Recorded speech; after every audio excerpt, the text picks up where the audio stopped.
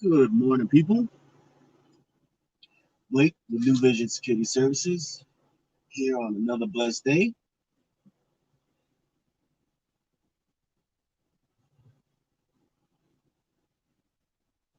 Hanging out. See if you want to join me for another ride here.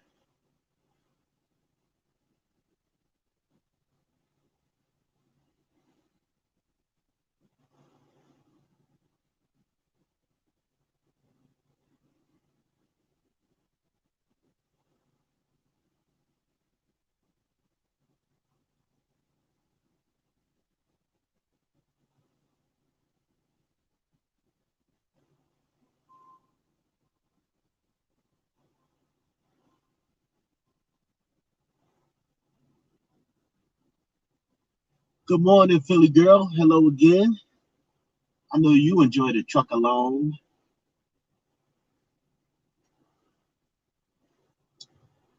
Glad that you can join us on this another blessed day.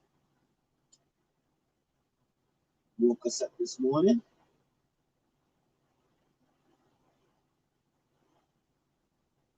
I know where some of the early birds.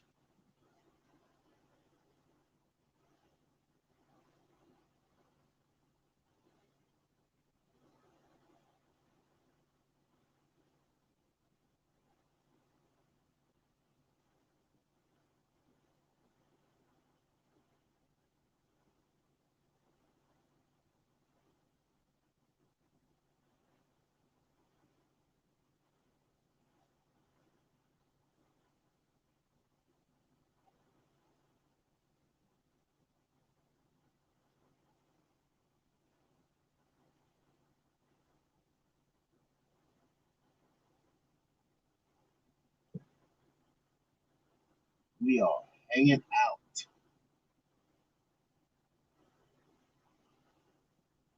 No, all I saw was your all I saw was your little circle, your little emblem or icon, I should say, and that was it. Couldn't see nothing else or hear anything else.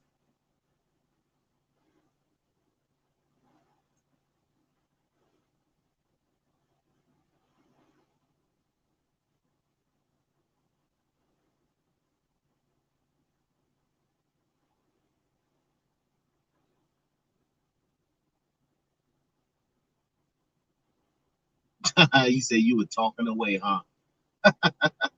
You were having a good old time with yourself. That's all right. Hey, you were given another day to enjoy it, and that is what counts. That is what counts. That was so weird. Yeah, I bet. Sitting there talking away, and then said, "Wait a minute, can anybody hear me?" Uh, LSRV, what's up? Top of the morning to you. Thank you for coming to hang out here. We're over here in the mountains of, yeah, the mountains of Virginia.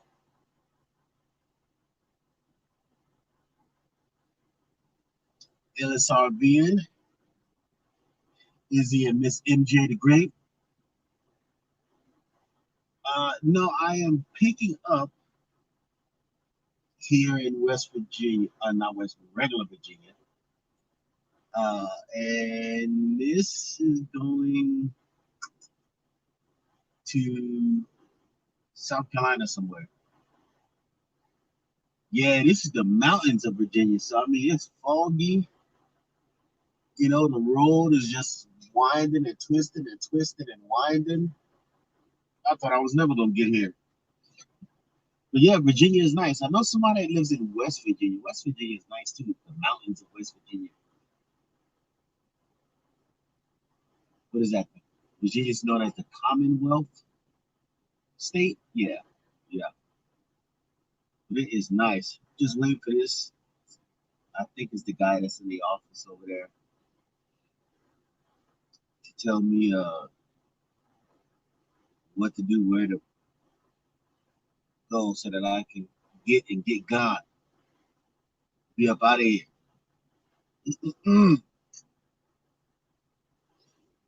Yeah, it's a nice foggy morning. It's cool. 60, let me see, 66 out. So this is definitely not Georgia weather, I must say.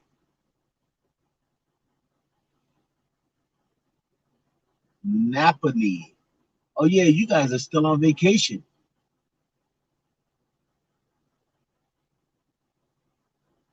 Oh, you where my roots are from there. Okay. Yeah. Virginia's nice. West Virginia's nice. I spend a lot of time in both, going through both. So very rarely do I get to like come into like the heart, I guess you would call it. The heart of Virginia, West Virginia. Napoli, Indiana. Indiana's turning and burning right now, trying to get all those RVs moved to meet the supply and demand. RV haulers are making a killing right now, I'll tell you that much. Man, oh man, they can't hire them fast enough to get this stuff moved. All right, here we go. Here comes the guy.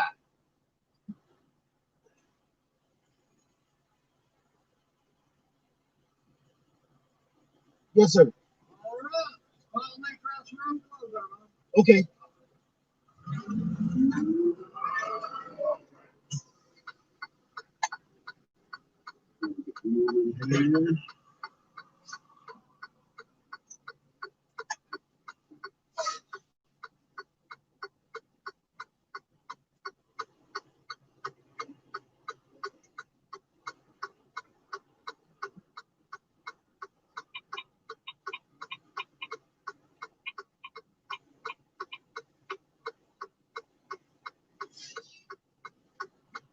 All right. Thank you, Ellis again for stopping in. I really appreciate it. We really appreciate it.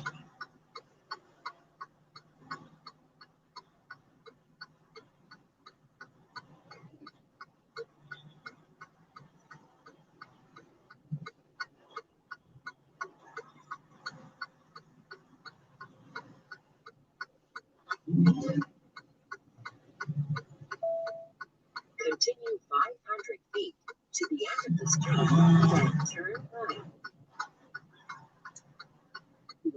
Follow this gentleman here down the road.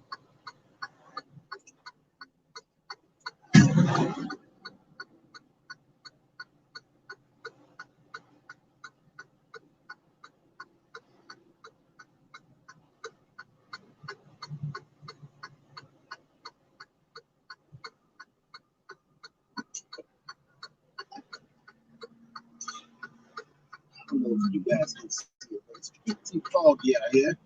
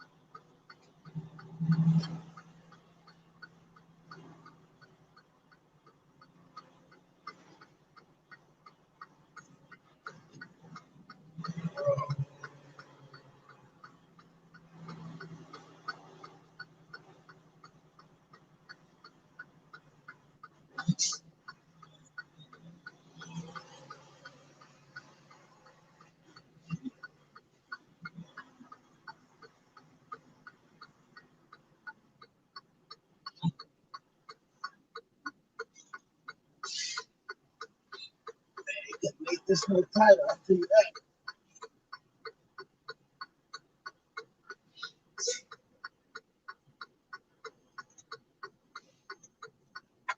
that.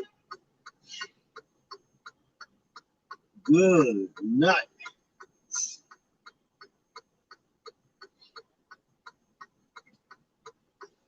They got it packed in here tight.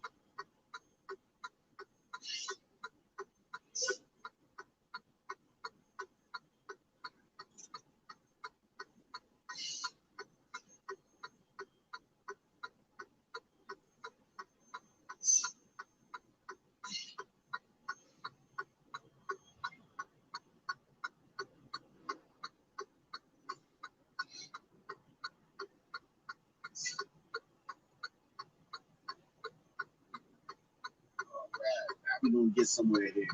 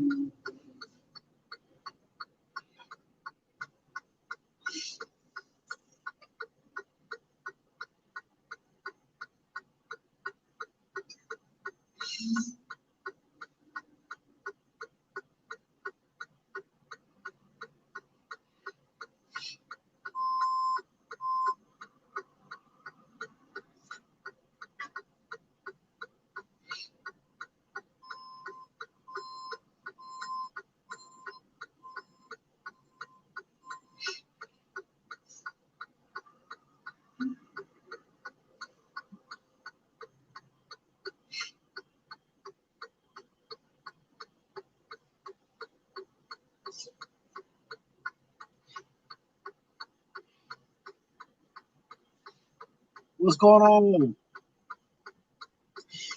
Mr. Thomas Weaver? Top of the morning to you.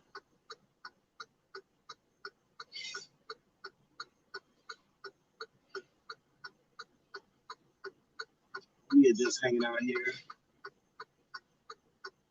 making around this corner. They got vehicles parked, so I gotta wait for him to move it, and then I can back in.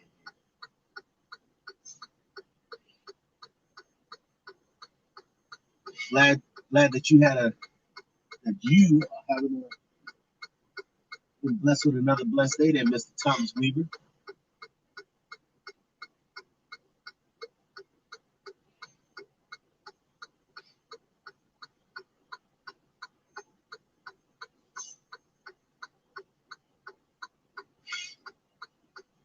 Someone parked their vehicle here right in the loading dock.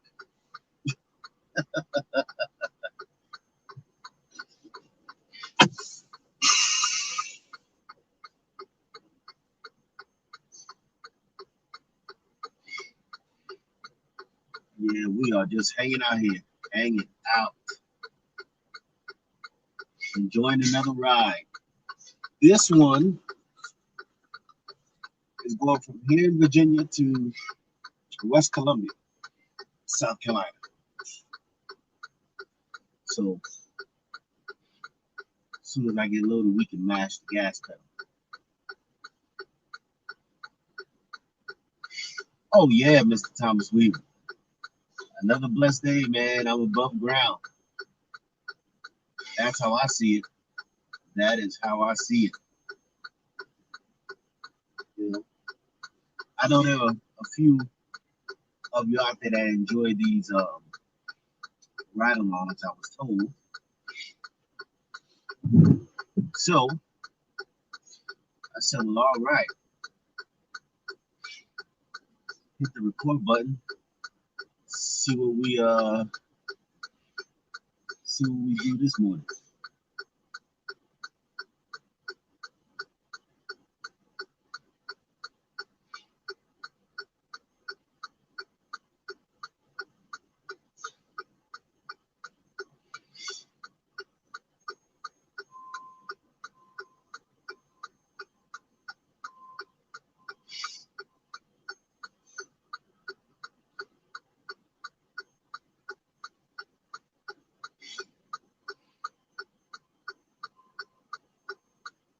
I think it's you and Philly Girl are in here. There's that number thing on the screen that supposedly says how many it goes up and down and all that stuff. You two, glad that you can join me. Glad that we all get to hang out, fellowship again. So what do you got going on today there, Thomas Weaver? Philly Girl, you guys just hanging out again today? What is today? Thursday? I lose track of the days. On Wednesday. Today's Wednesday.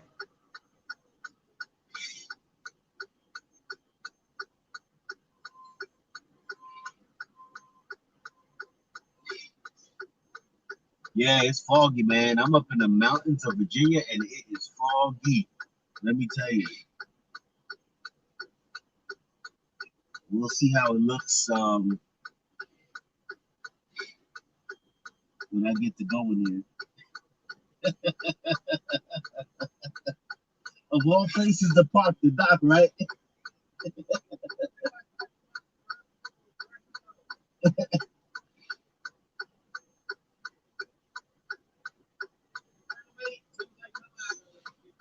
Yeah, yeah. We got somebody parked their truck for the meeting in the loading dock, so we have to wait until they come out the meeting. This drive is about 5 hours. Yep, about 5 hours.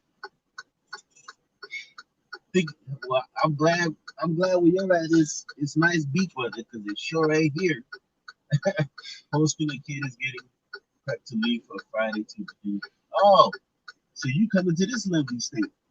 Or are you in Virginia?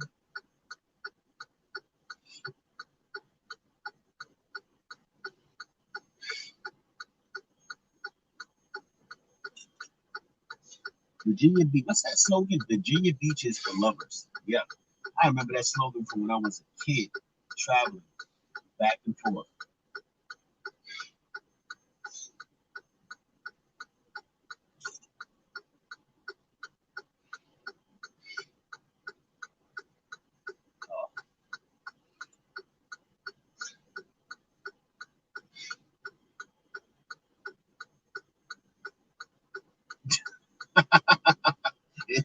It ain't beach weather, but you need to go somewhere. Hey,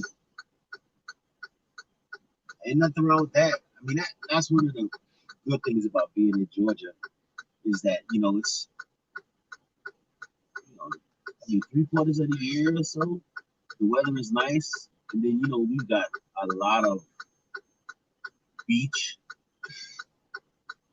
a lot of the islands you can go visit, and then if you go north, you got Charleston, South Carolina. And then, north from that, North Carolina. So we got a lot of beach in the southeast. So if you want to go to Florida, you know, I'm not a big Florida person only because everybody floods there. So even for the locals, it makes it kind of crappy because they can't even enjoy their own place, their own time, because a lot of the country floods there and just overpopulates the place. Here you go, Maryland. Oh yeah, Maryland crabs and oysters. Yeah. Hey, have you guys ever tried catching oysters for yourself?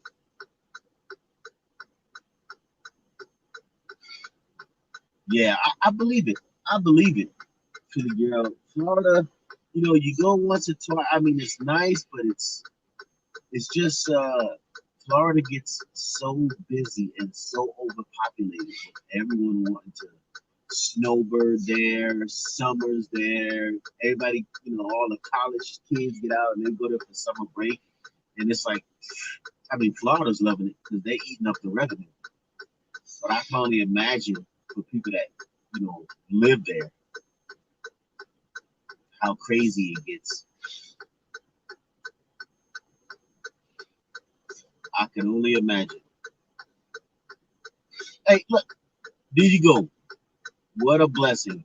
She's in Maryland. Thomas Weaver is in Maryland. Man, there you go. Who would have known? You love some crabs, oysters, not so much. Yeah, I'm not an oyster person either, but I know my buddy there in Jersey, his channel, MK Outdoors, they do they go out and scrape up oysters. They got that special oyster um, rake that they use.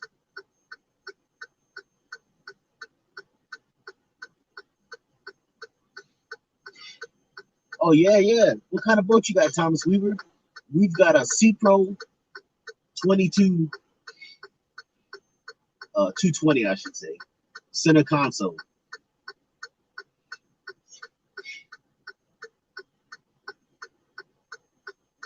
Yeah,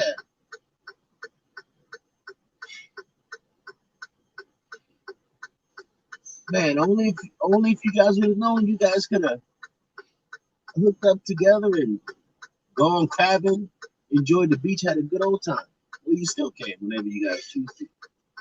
It's up to you. It is up to you. But now, Philly girl, now you know you got some people in Maryland there. Oh, you just got a plain old John boat. Hey, it's a boat. Let me tell you, somebody on land, as you passing them, wishing that they had your little John boat. I tell you that, man. MK, I was just talking about you, man. They were talking about oysters, and I was telling them that I watch your channel, and on your channel, you and Miss Kaylee, you guys got your oyster rakes and catch them. Thank you for stopping in, Mike. I appreciate it, man. Yeah, it's a clam rake. And basically you wade in the water, right? I mean, walk right off the beach. In the water, you got this rake basket thing. You put it down into the sand or mud or whatever it is, wherever you're clamming, and you just walk backwards with it. And it it's like this rake thing, and it rakes the clams right into it. And you can feel them, is what he says. But on MK Outdoors there, on their channel, they have a few videos of them clam raking, fresh right out the water. Let me tell you, for those of us that live on the water or next to the water, there's nothing like fresh seafood. I mean, you'll even have a place like Red Lobster next to the ocean, or in the town. And I'm saying to myself, you know, they still aren't getting their seafood fresh. Red Lobster, their stuff is all frozen and trucked in from a processing plant. Why eat there if you're in a town or a place where you can actually sit down and eat fresh seafood? If that's what you like. Yeah, he's up there in Jersey. Him and I from the. Yeah, you're welcome, Mike. Yeah, please, y'all go check him and his daughter MK. They do a bunch of fishing and clam raking and fresh catch and cooks. I'm telling you. Either he's gonna make his way down to Georgia, I'm gonna make my way up there, but sooner or later we're gonna get to fishing here. I told him he's gotta come down to Georgia, get out on the boat.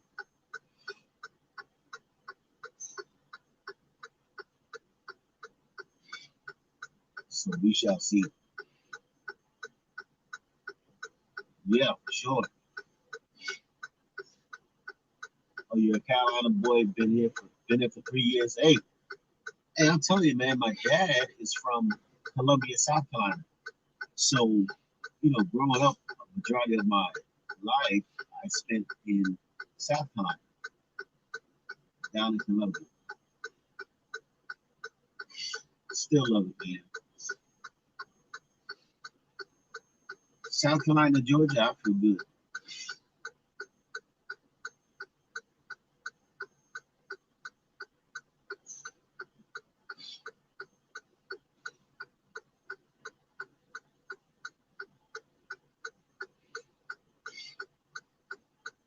Yeah, it is a small world. Small world.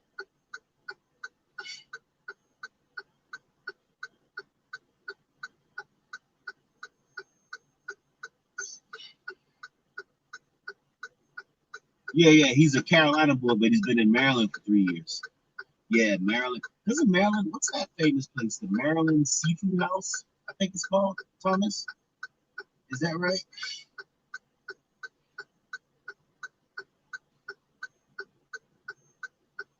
I think that's what they call it. All right, man. You have a good day too, Mike. I hope that information I sent you was informative, that it'll work out for you.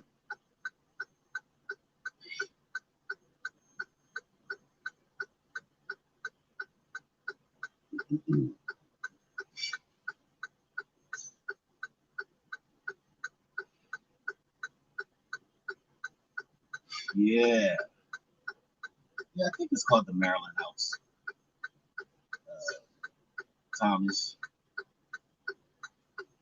Yeah, Maryland is big. I think once you hit Maryland, Maryland's big on seafood. I've never really heard that Virginia was big on seafood. I know Maryland is, and then North Carolina, South Carolina, Georgia, and Florida.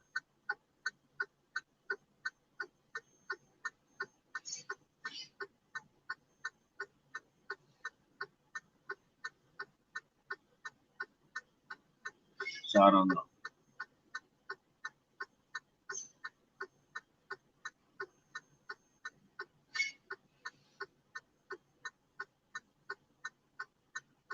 Yeah, hey man, that line cook. Man, that dude. When you talk about somebody that's another channel you guys check out when you get a chance. The Line Cook. He's in Jersey also, and let me tell you, fresh. When I tell you fresh catch and cooks, like the guy goes out on the beach onto the jetty or something like that, catches it, right? Whatever he catches, and he sets up his little kitchen right there on the beach, right outside of his little SUV. And it's him and his sister, and if they have some friends with them, and they just did a video with Mike there from MK, and he shows you how to cook these recipes right there on the beach, man, live.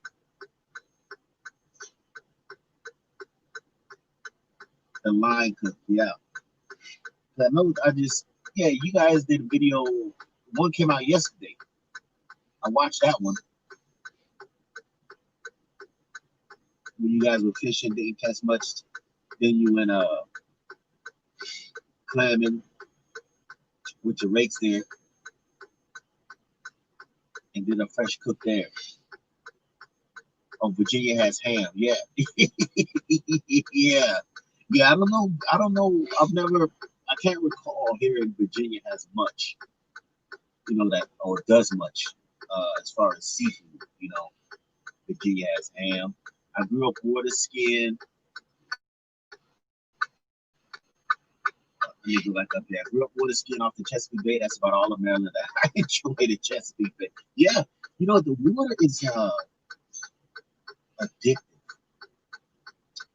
The beach, like for us being in Georgia there, getting out on the water, man, it's addictive. It's so peaceful.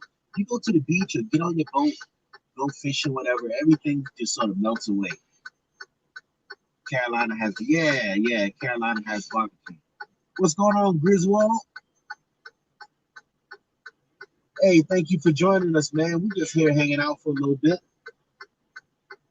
Just waiting to get loaded so I can get rolling here.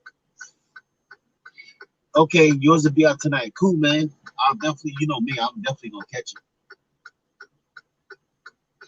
Definitely gonna catch it. Yeah, the Line Cook. You guys check out the Line Cook for fresh. He does like fresh cooking and on the beach, and he also shows you. He'll catch it and then go home and cook it in his kitchen. But he has some wonderful recipes that he does. Kansas City has the barbecue. Yeah, Kansas City really has some good barbecue. You never see so many RVs until you move there. Yeah. Hey, listen, this RV stuff, man. Corona's, it sparked it, and this RV stuff is just out of control. But with it comes the good and the bad. The good is, people are exploring, trying to find something that they might like, reconnecting from being cooped up. But the bad side is it has caused like this mass RV hysteria, I want to call it. You know, where you got, you know, I mean, like I said this before in a different video, but anytime there's a stamp of the word shortage on something, the world goes nuts. You know, the world goes nuts, and people get into like this panic, this frenzy. And now, you know, even with the RV, oh, you know, buy it now because it may not be here tomorrow. And you know, they're asking MSRP. You know, 40 grand for a $20,000 trailer, and people are paying. You're never going to get that 40 grand out of that trailer. You know, but they're willing to pay it. Yeah. They're willing to pay it, you know, just for the sake of getting it, so that no one else gets it. And it's crazy. Yeah, the RV. I don't. Me personally, me driving around and you know, seeing all of these RVs sitting in these lots. You know, there. I think there's a shortage of RV. Of RV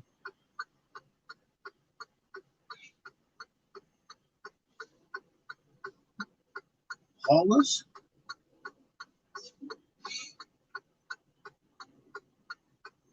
I don't think there's a shortage because think about it, right? An RV manufacturer, that's all they do. You know, 360, let's say there's 365 days in a year, right? So let's say 360 days a year, an RV manufacturer is building RVs every year, right? So all of a sudden now, you know, there's a shortage of RVs in the US. You know, after they've been building for years and years, you know. So I don't buy it because I pass by some of these lots, storage lots, and I mean these lots are packed full of RVs.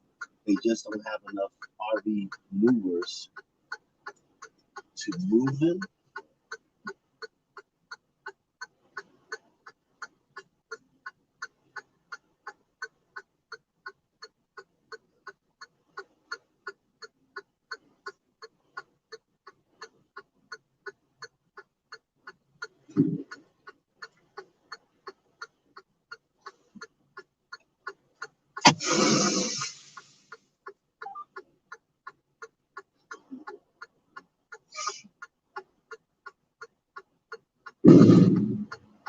All right.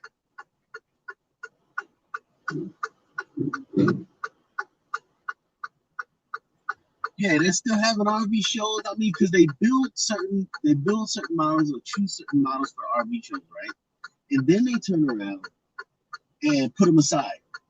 Hey, don't touch these, or they keep them inside for the RV show. And then they have a special person that carries them to the RV show.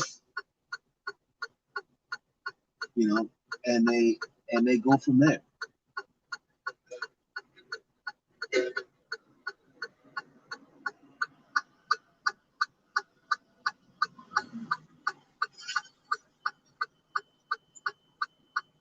Q39, never heard of the place. Barbecue place. Q39.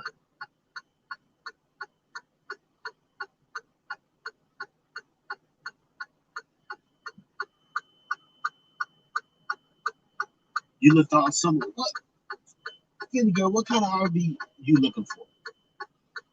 Because I come across a lot. I mean, driving up and down these roads, I passed RV dealers that were full of RVs. So you let me know what kind of RV you're looking for. A lot of people live in their RVs full time because of housing shortage. Man, the housing market blew up. I mean, everything just blew up at one time. But yeah, I'm still passing RV sales places that are full of RVs.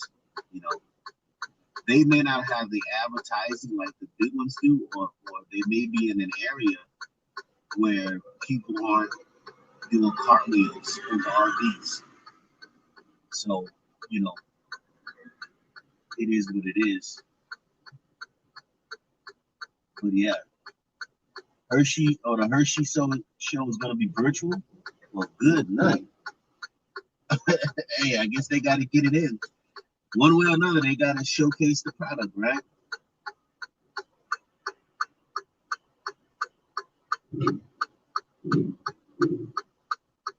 I think it's the hysteria, Thomas Weaver. I'm trying to tell you, man. It's anytime you can create, like I said, you use the word shortage, it creates a mass hysteria and people go bonkers. But at the same time, right, what's going to happen? People are buying these RVs, right? They're going to realize, hey, we don't really enjoy camping that much. We don't really have, a lot of time to do it. So they turn around and put the RV up for sale. My favorite RV place, Haylet RV up there in Coldwater, Michigan, they have a consignment. They have their main dealership and then they have a separate lot that's consignment. And they're getting brand new RVs. The customers are bringing them back to them. Used once, used twice, never used. They buy it, take it home, and then realize, or work changes or something like that, and they end up not being able to do it. And they turn around and take it right back to Haley and ask them to sell it for them. Crazy.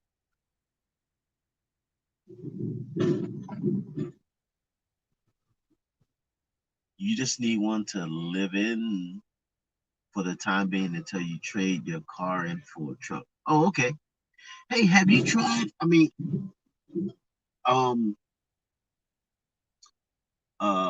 what's one of those one of those trailer communities, trailer park, trailer community. Names change, but things stay the same. But like a trailer community, where you can rent, in a trailer park or something like that for however long you need, and that way you can at least have a homestead, a home place.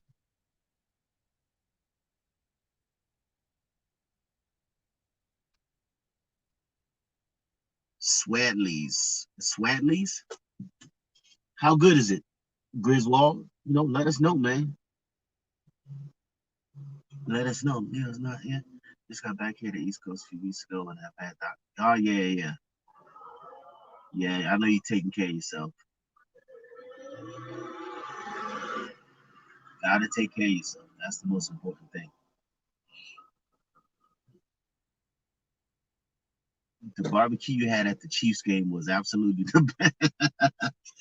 Hey, I'm good. I hope it didn't cost your arm and leg. Last time I went to the Giants were playing the Browns at Giant Stadium. And when I saw some of those prices, I thought I was going to pass out. Good morning, Artists on the Road. Yeah, I'm in VA. I just backed into the dock there. He's loading me now. I'm up in the Virginia mountains. And as you can see, you can't even see the mountains. So hopefully some of it'll burn off when I go to get out of here. Or I'm gonna have to take it easy getting out of here. I'm trying to tell you. But good morning, Artists on the Road. I'm glad that you're having another blessed day. 40-foot wildwood. Yeah, man. We got our avalanche. So I'm looking to be around 25 feet. I got the max tow package, so that tops me out at 8,000 pounds. So, but I want to be around an empty weight of 5,500 or so. So that when we go camping, pack a few 100 pounds. I'm still 200 pounds under my max. Be all right. Oh yeah, Griswold man. Hey, listen, you know me. I'm simple, man. I just appreciate you clicking that button and coming here and hanging out for a little bit. You know, hey, I tell anyone, look, you check this channel out. You want to spend time here. You're not gonna hear no gripes from me. Even if it's one person, it don't matter. In the end, if society would get it right, they would understand that we all need each other, in a positive way. And support is support. Healthy support is good support. And if we did that and understand that, the world would be a better place. Yeah, man, I'm telling you, Thomas, it is foggy.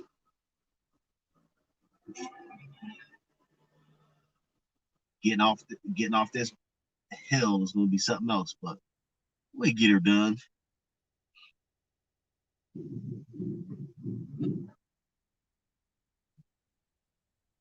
We will get her done. Get this load to West Columbia, and then go on from there.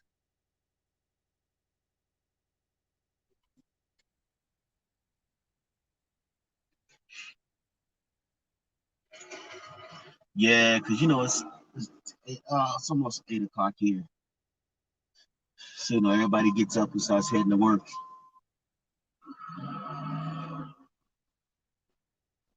So really got to be on your P's and Q's.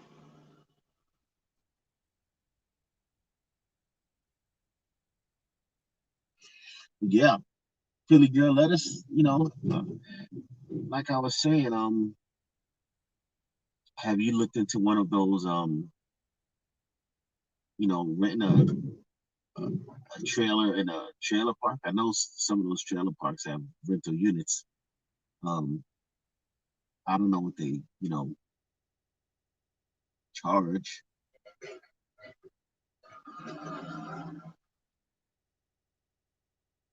If it'll fit in your budget. You got an army reunion, ooh. Hey Thomas, man, let me tell you.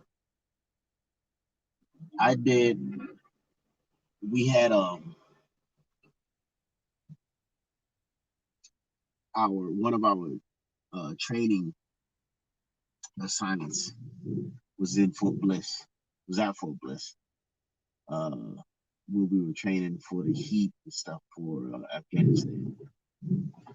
It was so hot, Thomas, that our helicopters, the asphalt, the pavement turned soft again, and our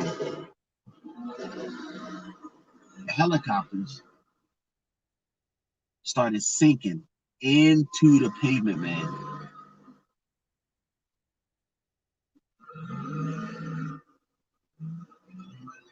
And that's how hot it gets at Fort Bliss. It was so hot that our helicopter started sinking into the asphalt. That's crazy. When asphalt turns that soft again, it's hot. The trailer is all I need. Yeah, that's what I was thinking. Or if you, what's that? A few people are doing it now.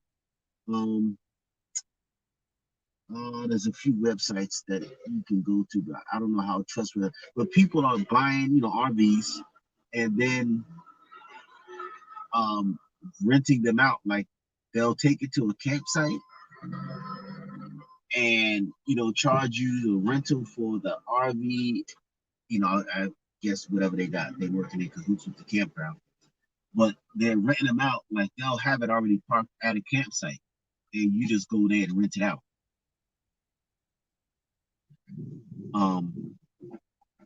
It's like owner rental or something like that. But there's a few different websites that people advertise on, that they buy an RV and don't use it, so they decide they'll rent it out to try to recoup some of their cost back. But that's also an option for you. 2021, okay. That's hot Philly girl. I'm trying to tell you. When you watching a helicopter start sinking into the pavement, it's hot. You know, I mean, it was just like deathly hot. Where they would tell us, "Hey, listen, just keep drinking water and find you some shade." Hard to rent an RV here in Maryland, Delaware, PA, much easier out west. Mm, mm-hmm. I see. Now, yeah, because those are big tourists, like especially PA. If you got an RV in PA, people are using them. Oh, you tried to rent? Now wait a minute, Thomas. You tried renting? You were renting yours out, or you went around renting and then finally purchased one? Let us know.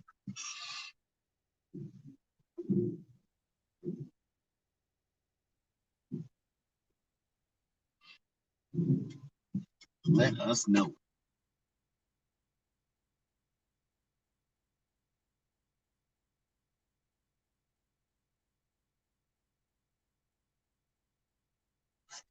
Oh, wait a minute. Before I say anything, welcome Weekend RVing. Is this James or is it Millie? Oh, you rented yours out. you had somebody tear your stuff up, Thomas? Oh man, I think I can tell from the way your sentence. You tried the rental thing. People don't have the right truck. Yeah, I believe it. I believe it, man. Somebody show up to pull your big 40-foot trailer with a Ford Ranger, and they tell you it could do it.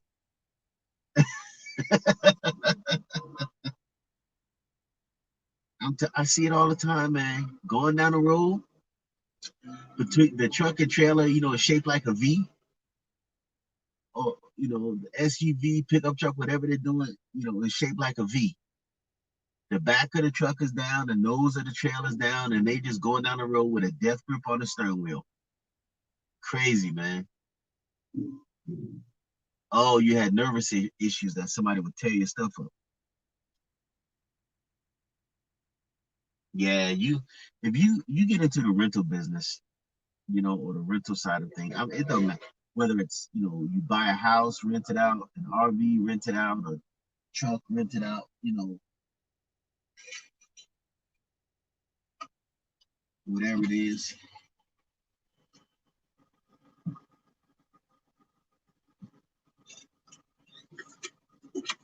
It ends up becoming like a write-off.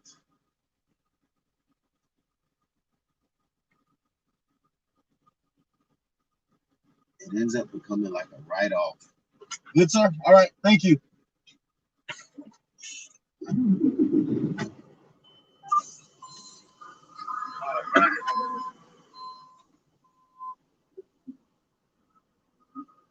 You had a guy with a 1500. Yeah. Well, I mean, because if it was a newer 1500, right?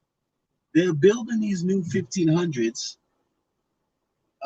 and they're saying, the manufacturer's claiming that these 1500s can pull, 10,000 pounds, you know. And then in that very tiny fine print in asterisks, it says, if well equipped. Well, what do they consider well equipped? He blew us more than half, and I had to pick him up. Oh man, good grief. Oh man. Well, you folks keep talking. I gotta go close the back of the trailer and put the seal on it. Then I'll be right back.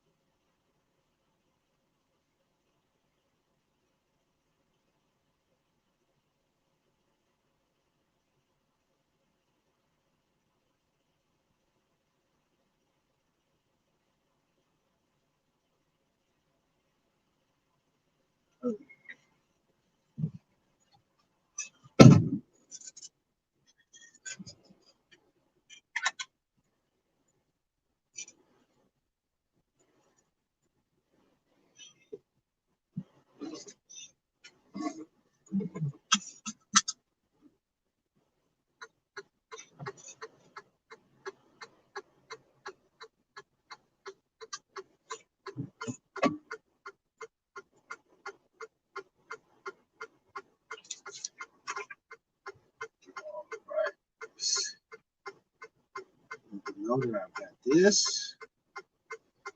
And then we'll be on our way here.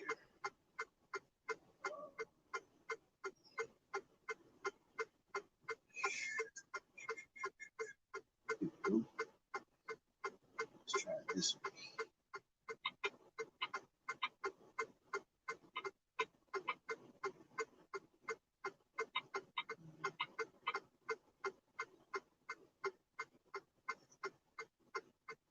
Turn this stuff into the computer.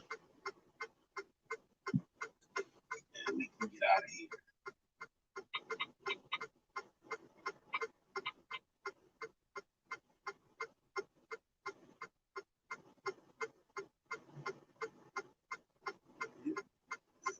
Let's see. 5, 8.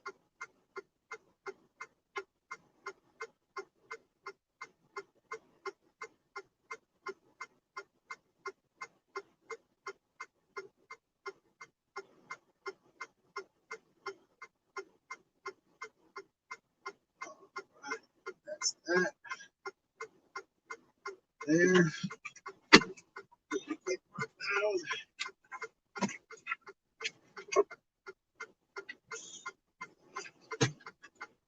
Turn it burn.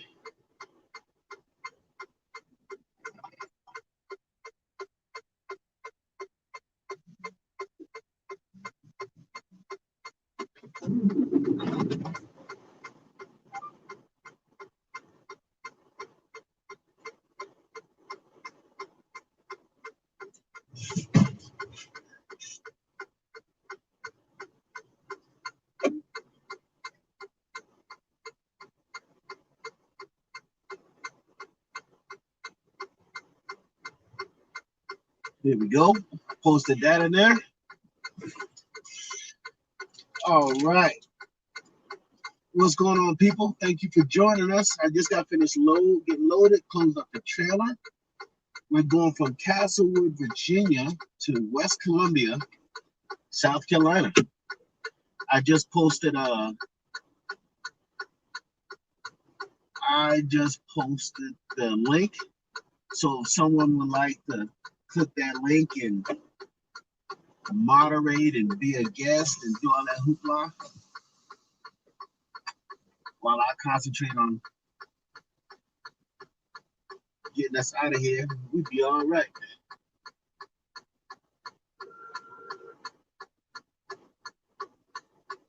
B&D Crafts, what's going on? You have to go to a meeting, but your leaders went, all right.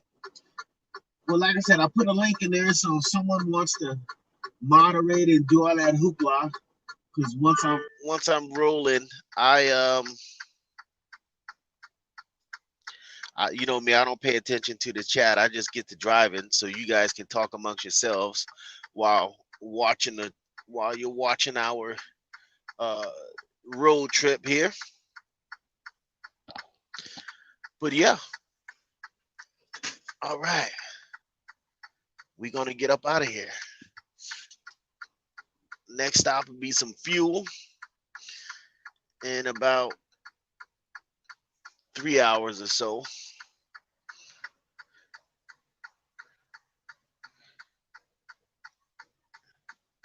As you can see, it's still foggy out.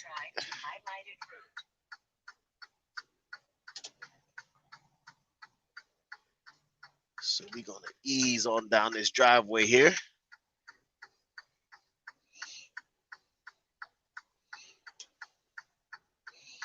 But thank everyone that's coming in. Thank you for coming in, deciding to want to hang out with us on another morning. I was told yesterday that you guys really enjoyed hanging out with old Blake in the morning on his rides. So I said, all right, I'll hit the button again this morning. And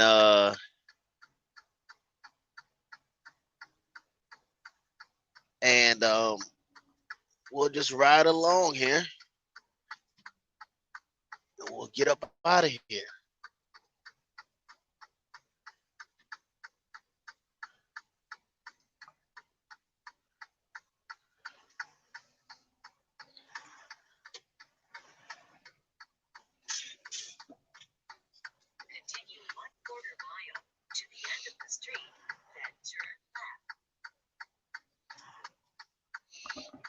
Oh, it must be James doing his phone phone job thingy.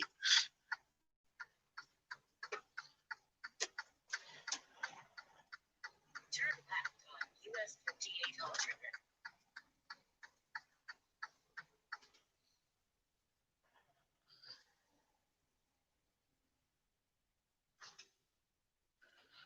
All right.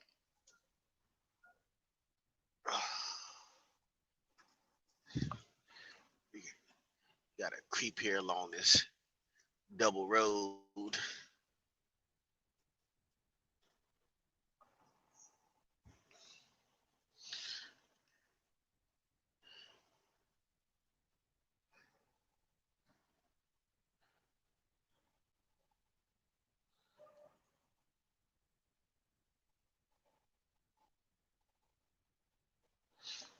All right. How's that phone job doing? Let us know there, James, the phone salesman.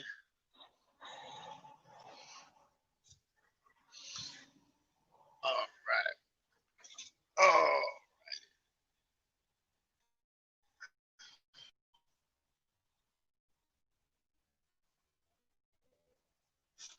Continue on US 58 alternate. all righty. What are you doing, Blake? Hey, man, just rolling along, bro. All righty. Just rolling along, man. What are you doing, Blake? Hey, man. Oh, I hear an echo. Is that me or you? Hang on, I gotta mute you out here. Rolling along, man. There we go. All right. Sorry about that. Oh, no, you good, brother.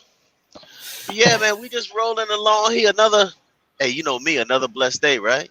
That's how I count it. But Yeah, I'm always just as you- thankful to get up in the morning. yeah, man, let me tell you, I done been through some stuff in life, man, and I'm able to open up my eyes and enjoy it. So I'm not complaining. But as you can see, man, we are in the hills of Virginia.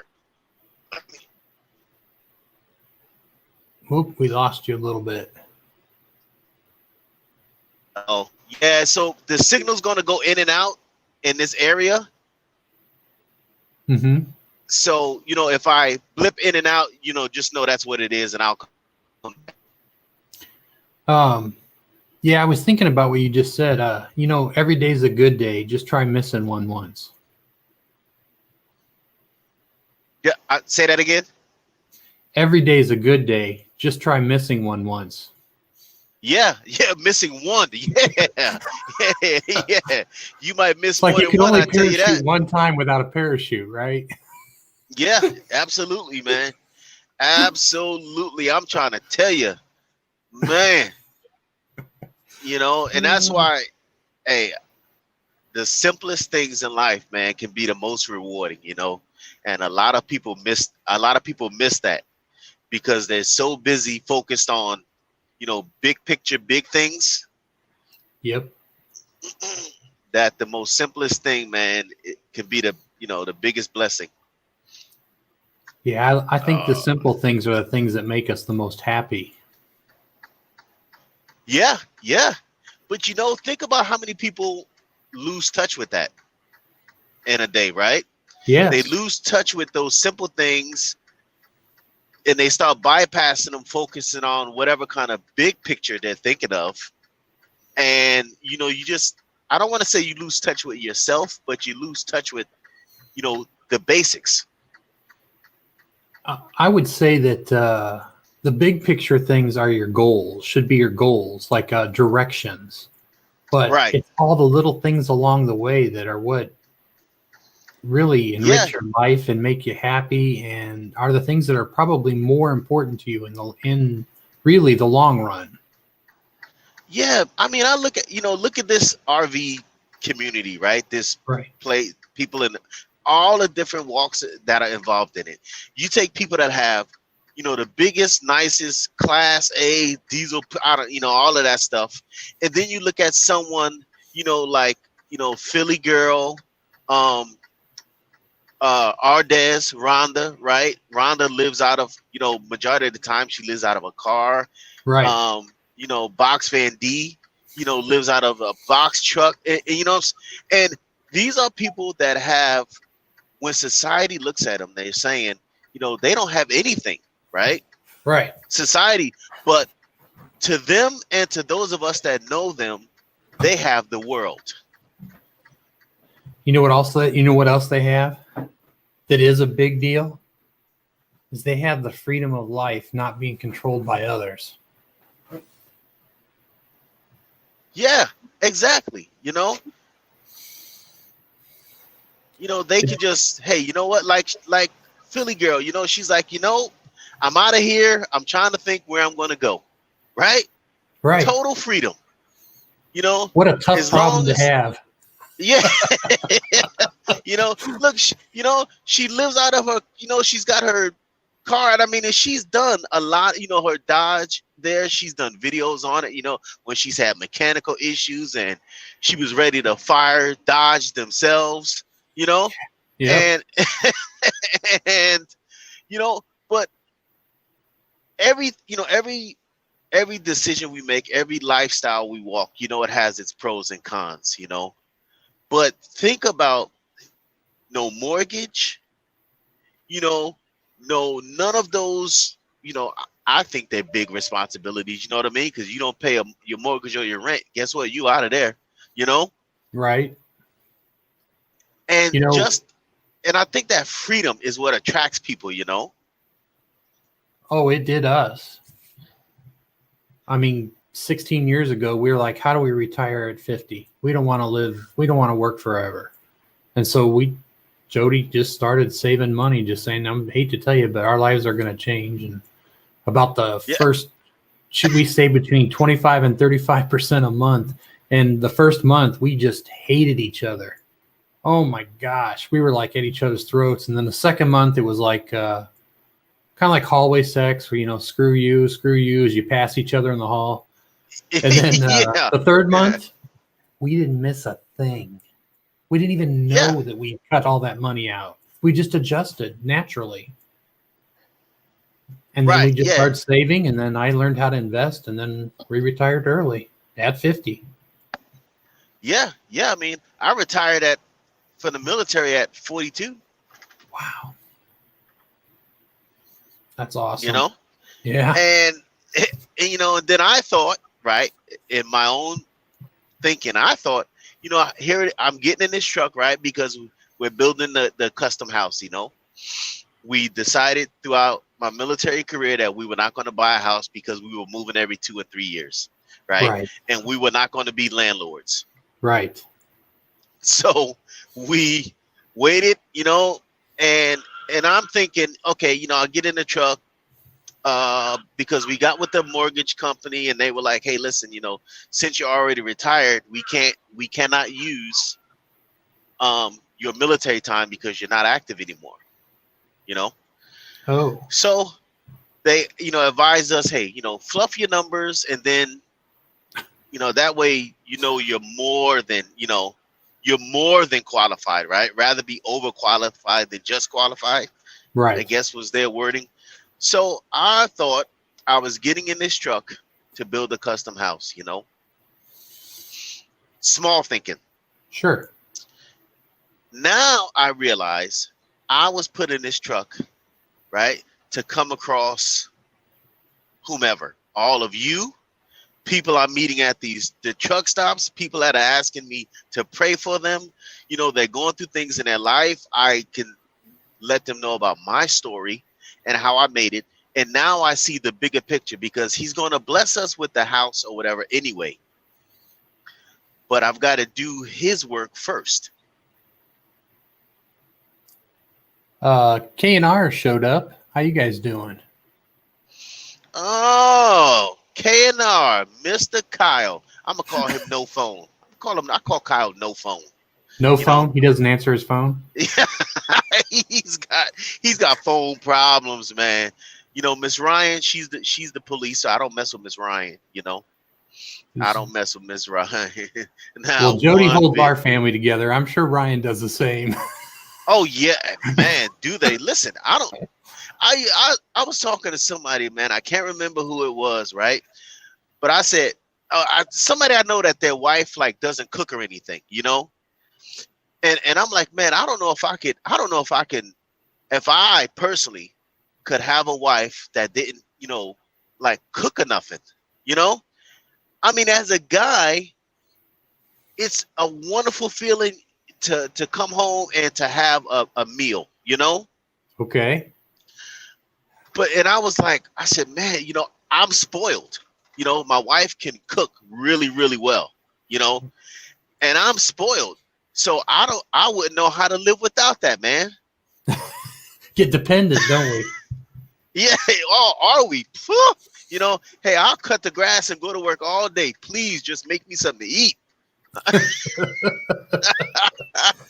Well, I'm getting spoiled because Jody's now doing that pretty often for us, so it's been fun. Yeah. But, we used to share the cooking in the beginning. Well, of course, while we were traveling full time, right?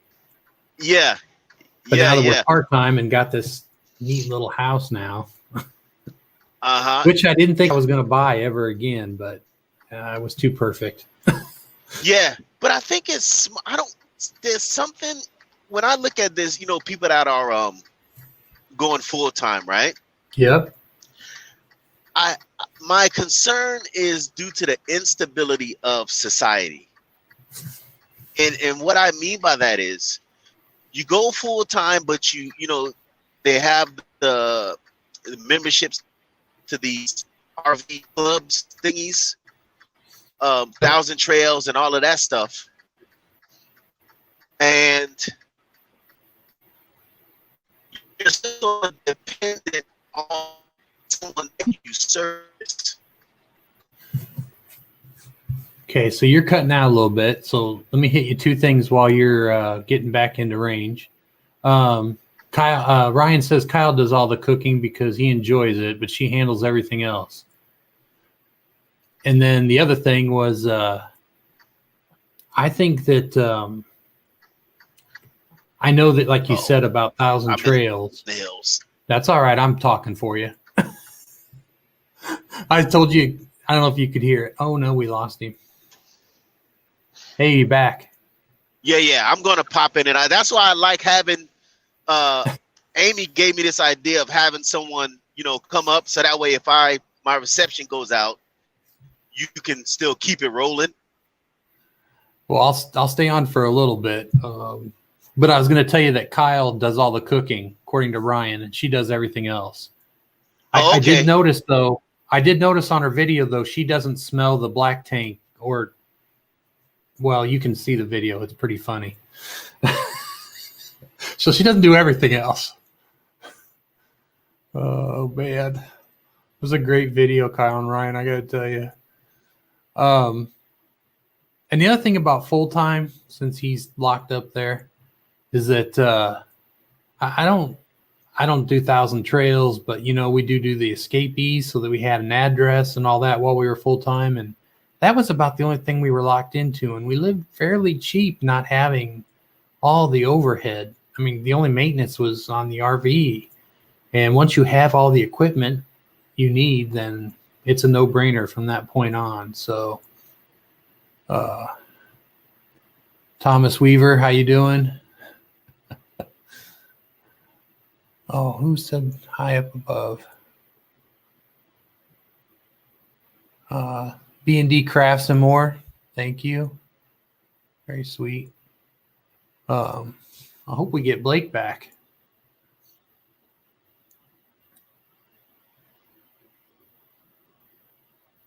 Okay, I guess it's just me for a minute. I wasn't really going to keep this on. I just came in to say hi to him. This is the first time I've been on Blake's show, so it's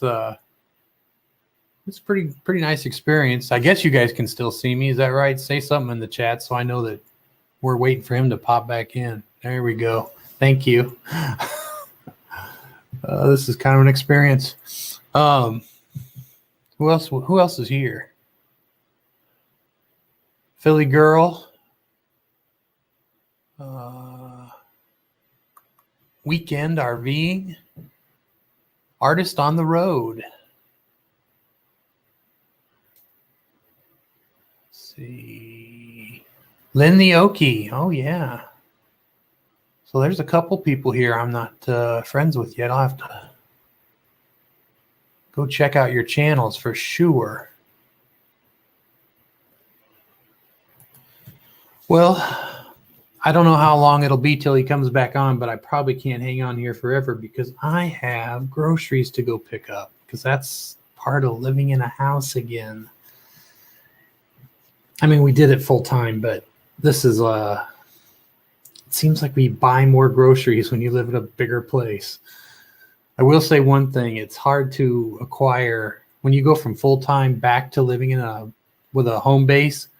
It's hard to decide what to buy for the house because you lived as a minimalist. Basically, you've knocked everything out, and then all of a sudden now you have to acquire things. Otherwise, you're doing what we did, which was basically camping in the dining room with our lawn chairs and our little fold-up table for like weeks until furniture was available. So that was pretty funny. Oh boy, you guys are so nice in here. I hope he comes back. I'd like to hold it for him. I'm trying to think what else I can tell you about. I don't want to promote myself, so because this is Blake, man, he's too cool. I need to get him to come to my house and hook me up with some security. That's what I need to do. Why did I go back to a home base? Well, Jody has some, she deals with some issues, and the being stuck in Arizona for 4 months when we had an RV accident and waited for the RV to get fixed. We had the accident and then the V hit, and then we were stuck because parts weren't available. Things were just slow. So we were there for 4 months. And then when we left, we were like, we kept hearing all these parks are closed and the state parks you can't go to, and because everybody's closing. And it got her really nervous. She goes, what if this happens again? I go, this is the only time it's happened in our lifetimes. But that didn't really comfort her any. So I was like, okay, well, you know what? We're going to change our lifestyle again. We got to make you comfortable. So she decided she wanted to, she needed a home base. So that's what we did. We started looking around, not seriously, but just now and then. And then eventually we came down to Longview to meet Mark and Carrie from the Art of RVing. And then suddenly we started looking in this area, and it's just beautiful. And we saw a couple houses we liked. They were okay. But we're like, hey, if we're going to pay for a home, let's make sure it's exactly what we want. And we did find one, and it was it was a good thing. She's feeling so much more comfortable like this. So we'll have to do weekend trips once we get this house together. So might be a little bit. Weekend RVing says we are loving being full-time, but we are in one place, about to roll out next week. Yes, we ended up, even before we've got a home base, after the V thing and after we finally got Arizona, we ended up staying at each location for like a month. And I think we liked that. It was so much cheaper. I mean, we had a campground for like $350 for the month, including our electric and water. There was some great deals out there. And so we stayed a whole month so we could really explore the area and just kind of settle in, and weren't traveling every other day like we were when we did our big trips. And so I totally get that.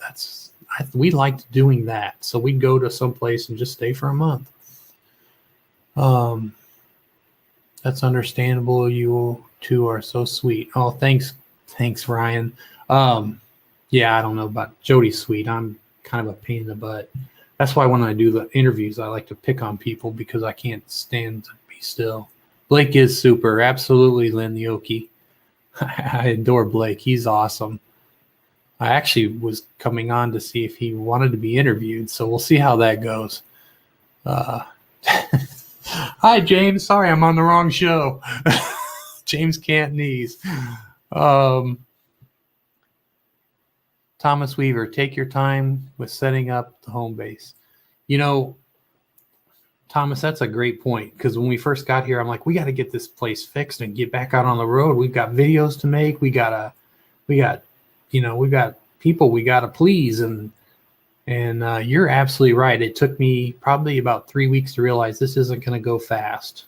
And I just have to accept that, things are going to change. So we're not hurrying now. I settled down. She was already ready not to hurry. Longview is in Texas. It's East Texas. So unlike other places we lived in Texas, like Fort Worth, where it's not a lot of woods, but some, this place has got a lot of woods. It's beautiful. It's not Deliverance, but it's pretty nice. All right, well, listen, I would love to keep this going forever for him, but I mean, this is his show, and I'd rather he be a big part of it. So I'm going to probably cut this off unless anybody else had any questions, but I really just kind of came to BS with him. So Blake, wherever you are, I hope you're driving safe and you're being as cool as you always are, and I will hit you up later for some things. Thanks everyone so much, and I hope everyone has a great day and have a good morning, and I'm going to actually go have a cup of coffee. I didn't even bring one in here with me. Thanks so much. Talk to you all later. Bye.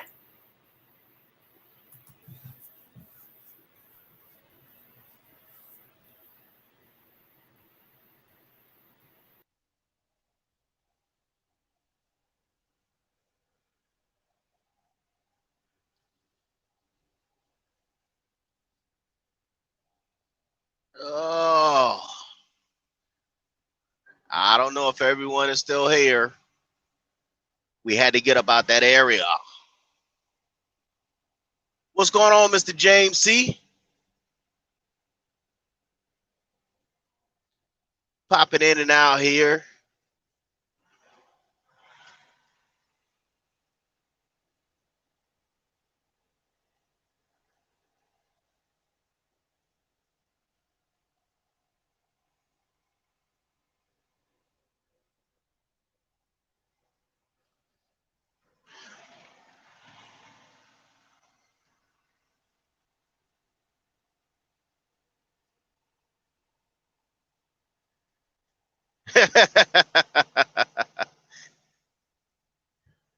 I appreciate it. Thank you.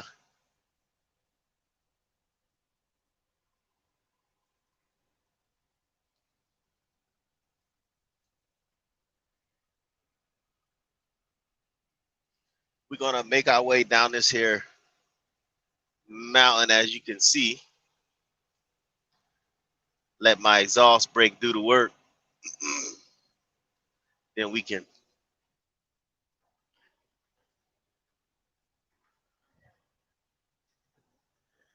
Yeah.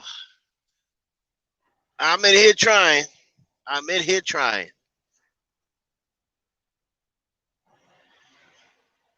249 miles to get some fuel.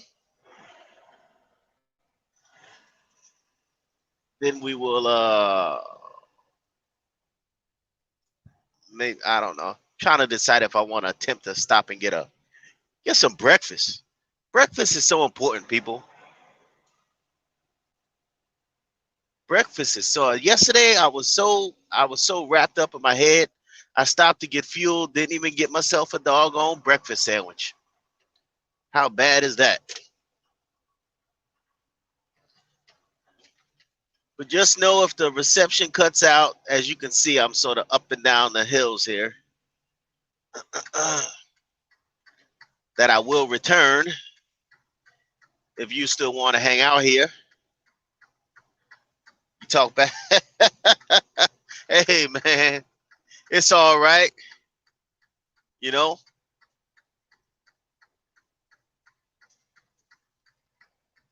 yeah, we are in the hills of Virginia, headed to West Columbia, South Carolina. And in my mind, I'm trying to decide.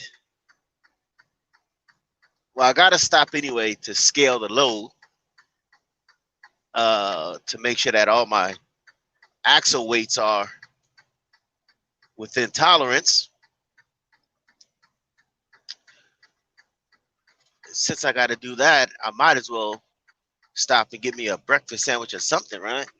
A hot cup of mocha java or something.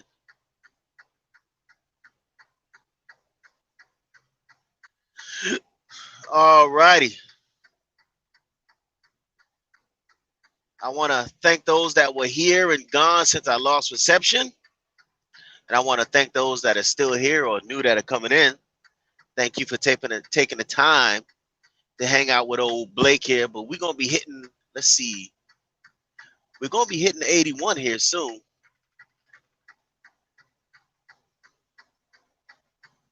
So we should really be good for reception then. We got to make it there. We got to make it there.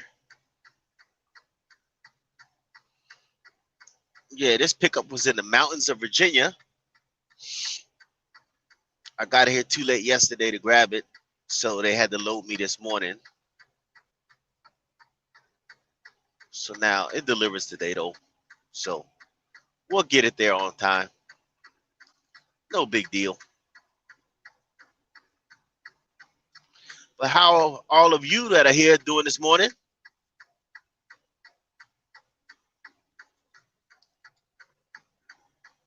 Hope you enjoying this ride and the scenery.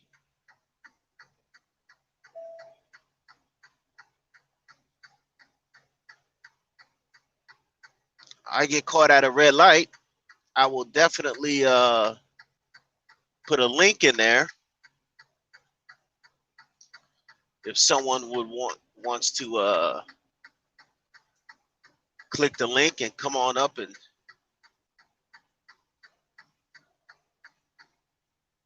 hang out on this here morning ride.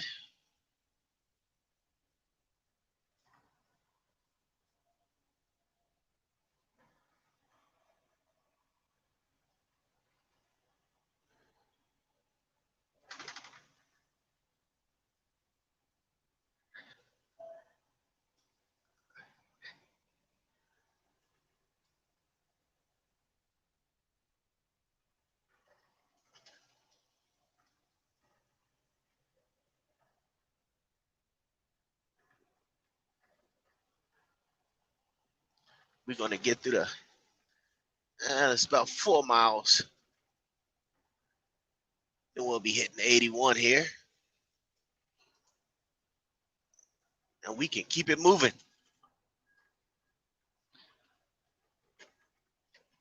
Well, I know this road is rough in the winter because it's all hills, you know, up and down, up and down. I can only imagine.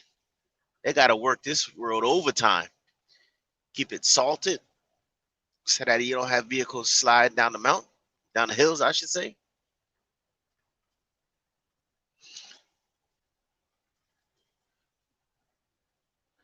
Yeah, we just gonna roll right along here.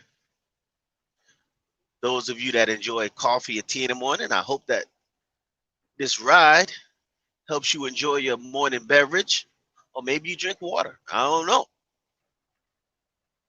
Have a little agua.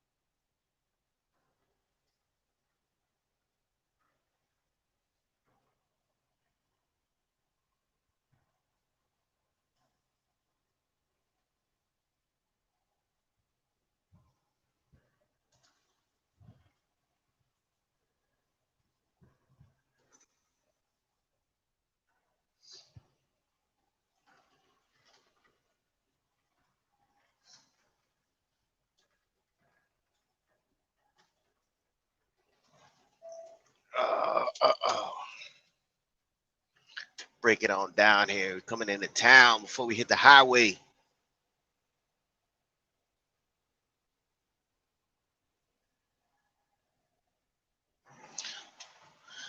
All right, coming into another little town here.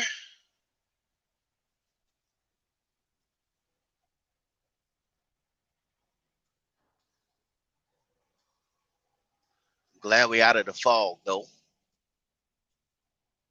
That helps. All right, come on over, Mr. Harley. He's on his little trike just trying to get to work.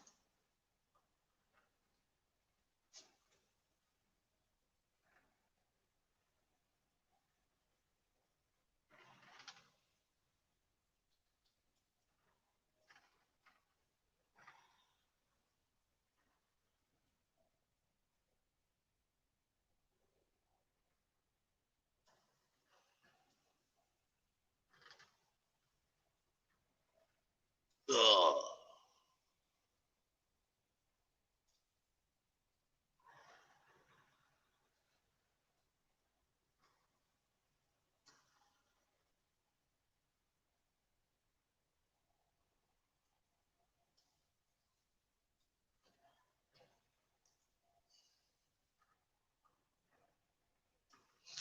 Right, make this right turn up here. Bear to the right.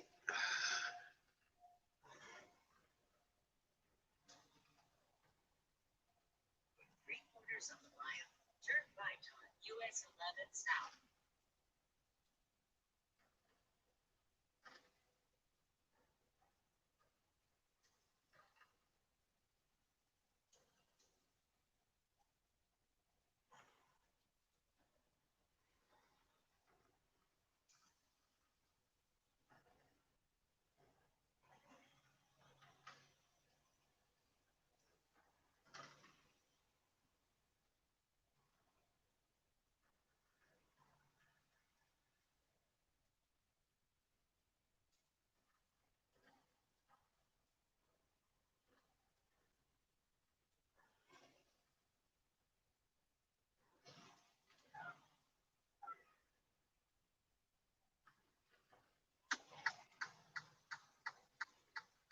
Turn right on US 11 South.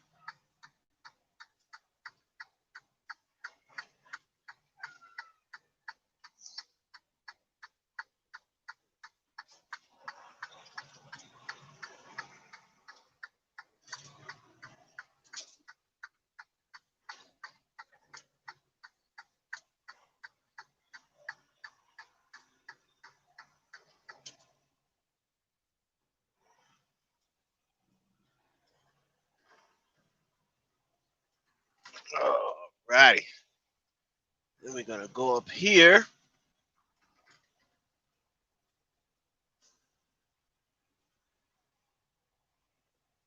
And make a left. And that's gonna put us on 81.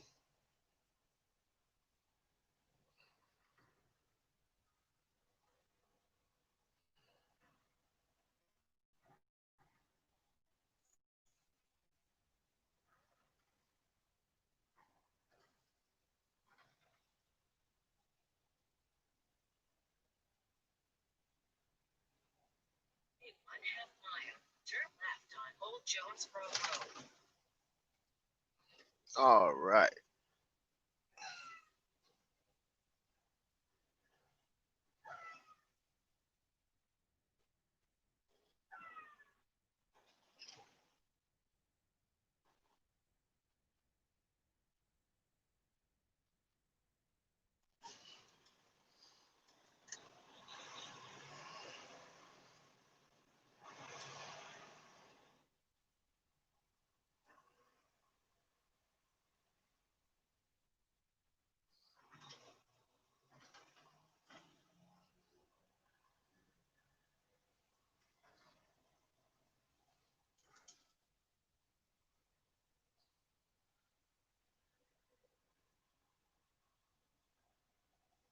All right. Let's hit 81. Turn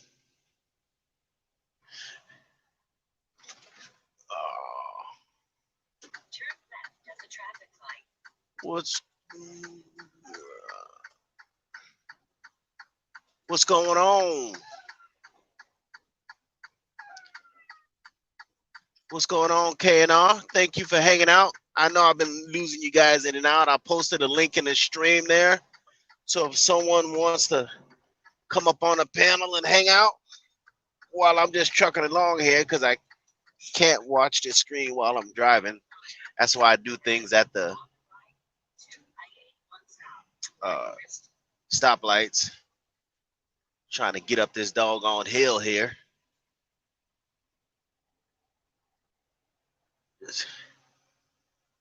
We'll get on 81 up here.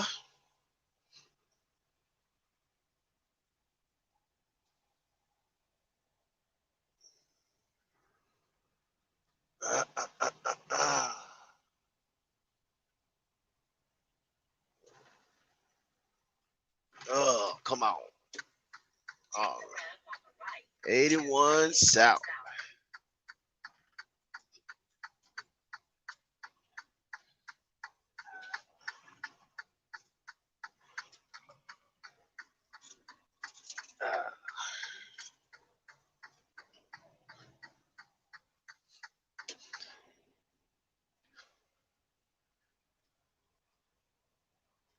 Thank you for hanging out again with us, KNR. Is that you, Miss Ryan? The wonderful Miss Ryan. I call her the police.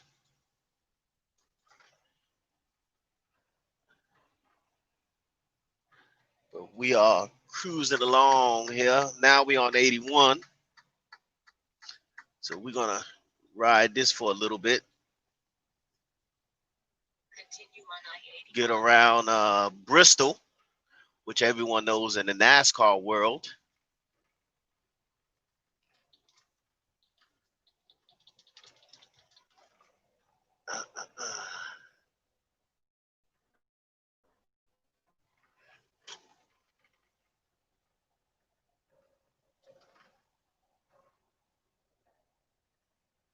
Yeah.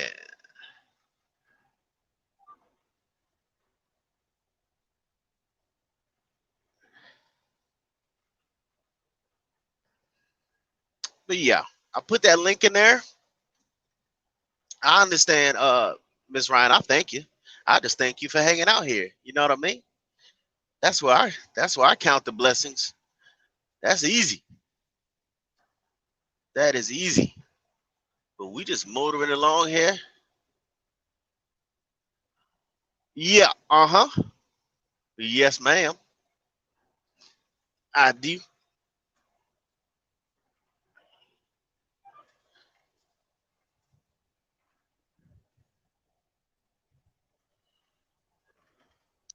Hey,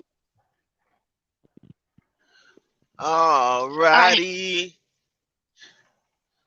Oh, let me fix that.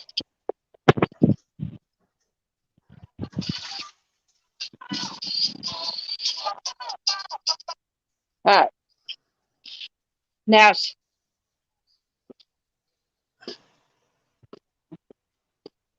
okay. This thing is being funky. All right.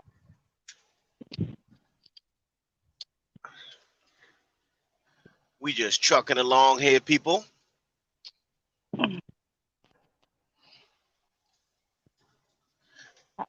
I'm a little heavy this morning. So once I get an opportunity, uh-oh.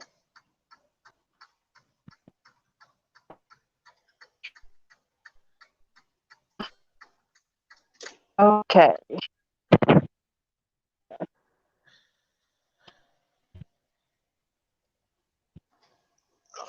The troopers are out here this morning. He must have had someone pulled over. Now he's finishing up his paperwork.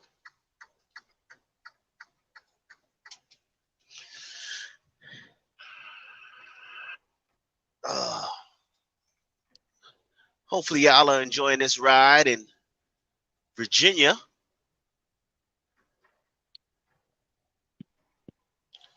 We just rolling along here.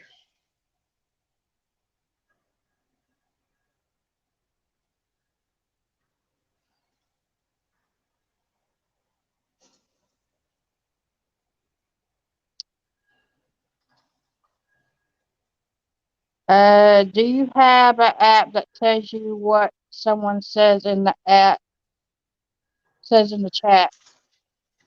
Yeah, so the new StreamYard mobile, um, when you log in on the mobile, everything is on the screen. The chat runs on the right hand side of the screen, and then obviously the image is on the left. And then you can also everything you could do like on your computer now with StreamYard, you can do on your phone. You can run a chat the exact same way. You can drop links, add people, up to 8. I think it is something crazy like that. If you want to have 8, the same thing you can do on your computer now, they have it set up mobile. So it makes it pretty convenient because, how many of us, ever touch a laptop nowadays, really, unless you're home, Yeah. Hey, y'all. Well, Miss Lynn, thank you for hanging out up here. I see you in your favorite rocking chair. Yeah, I got Yeah. I got this one, but the other one's in front of the window, so it's better if I sit in this one. But Oh, gotcha. Well, yeah. This is the second day of my morning ride / hangout. Um, um, yes, I did it. First day was yesterday morning, and there were a few people in and said, "Hey, it's different. You know, we don't mind hanging out with you in the morning, Blake. Because I know the YouTube thing gets very busy once people start doing all of the morning shows, midday lunch trivia. I don't know, whatever is going on now. mhm. Because I'm up early, so I said, hey, I'll hit the button, and you guys can be along for the ride along some mornings, hang out. Because some of us are early birds. I know some people can't get out that mattress in the morning, but some of us are early birds. Well, I haven't So we been to can bed yet. I went to bed, but I I I knew I had forgot something, and when I went to take my morning medicine, I realized I forgot my night medicine, so I've been up all night. wait a minute. In the morning, you took your morning medicine, and then remembered you forgot to take your night medicine. Yeah. Boy, Miss Lynn, I tell you, that's not very nice Yeah. to forget to take your night medicine at night. Yeah, I went to take my morning medicine, and I have a little, like, it's like a bubble pack thing, and Uh huh. it tells me if I missed a dose, and I did. I missed last night's dose. The KNR ask another question, Miss Let's Ryan.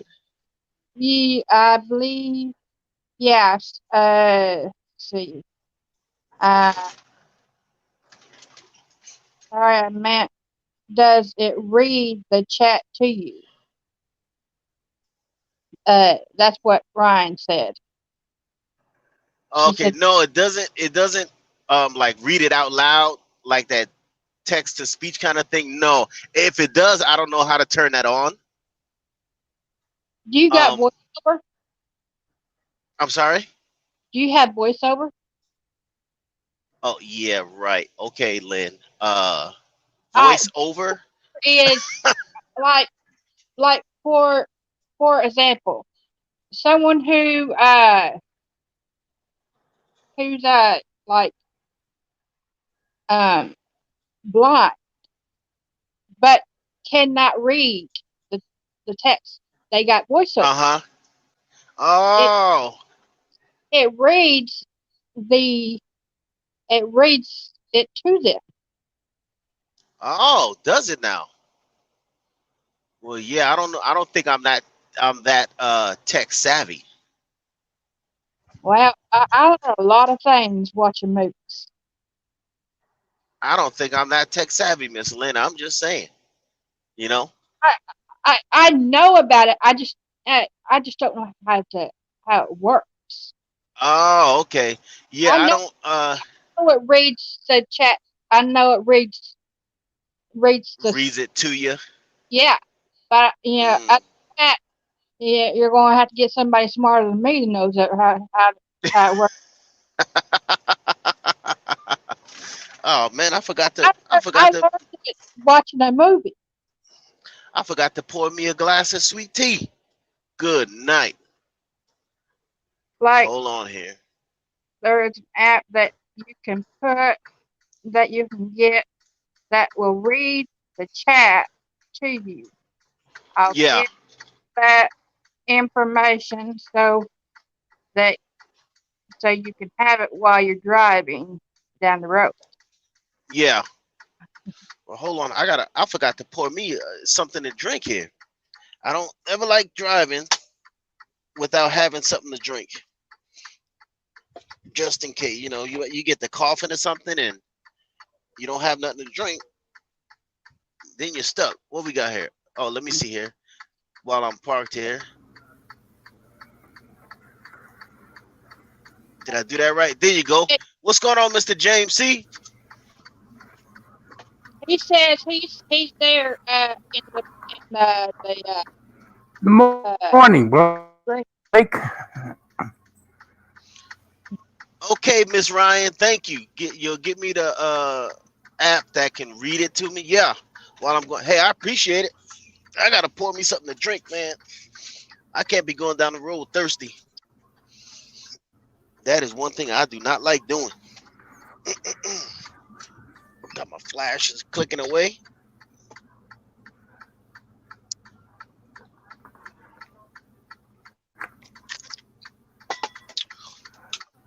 All right. As you can see from that sign in Hi, front of me, Glenn. Hey James, we are near Bristol Motor Speedway. For those of you that are NASCAR fans, exit 3 off of 81.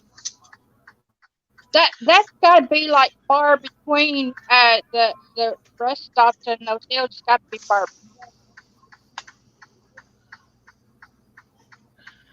Uh, all right. Now let's hit the gas. See what we got. James, how are you? So are they talking about James Katniss? No, I'm not passing the track there, B&D.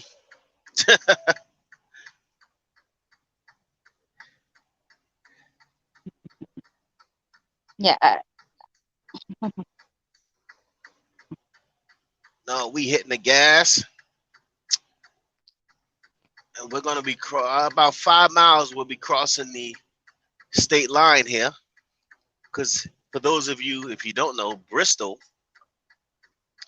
sits right on the border of Tennessee and Virginia.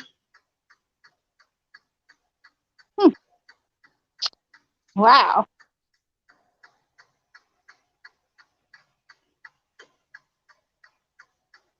So we're going to be about 4.5 miles, 4 miles. But yeah. But thank you, Miss Ryan. I appreciate it for the app that will read this stuff to me. I'll give it a whirl. I hope it's not too annoying in my ear. Because some of those things, they sound so robotic that it's like piercing to your ear.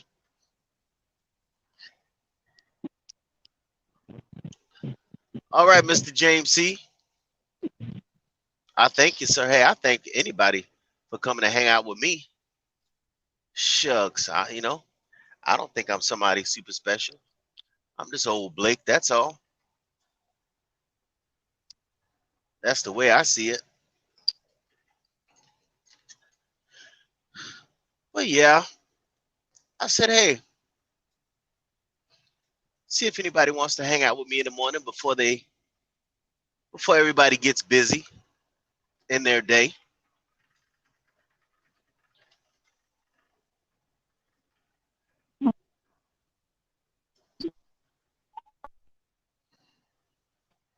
Anyone new in the chat there, Miss Lynn? crazy for. Hello, Oh, everyone. hello, Miss Little Bit. How you doing today? Welcome to the stream. We are just hanging out here. I'm on 81, going from Virginia to West Columbia, South Carolina. So I want to say welcome and thank you for choosing to hang out. Where are you at Is it today? Columbia? So, Uh, uh, Blake, so is it, is it, you have Columbia, South Carolina, in, and you have a West Columbia, South Carolina. so it's Columbia and not Columbus? I No, Columbia, maybe, South Carolina. all right. You have a Columbus, Georgia. Well, maybe that's what I'm thinking about. Mm-hmm. I like, just, I look at, let's Uh-oh. see, Boy, I tell you, you B, got to be careful in Virginia. State B police are wicked. and D says, be right back. I'm switching to my other channel for a second. Oh, okay. And, Hey, I'll still be here for a little bit while we ride down the road. Welcome back. and Ryan Thank you. says she's back. Welcome back, Miss Ryan. Welcome back. I know you're at work hanging out.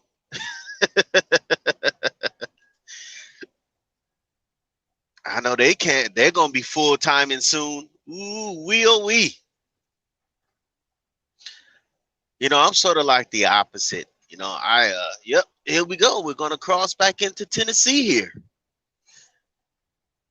But I can't wait for us to move into our permanent house, and then I'll have my metal building that'll house the RV and the boat and all of that good stuff. But being So in, you, Georgia. So are you about on your? Is this on your route home? I hope so. I don't know yet. I'll find out after I deliver this one.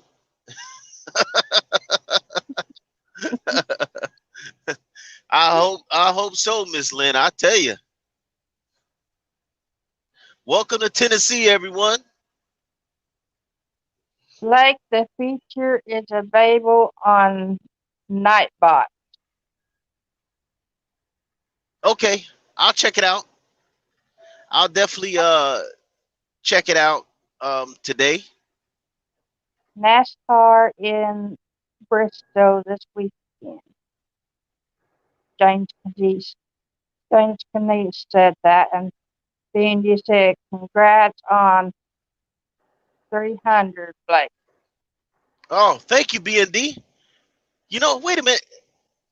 See, something is up. Well, I might have lost one because yesterday morning, Philly girl congratulated me on 300 also.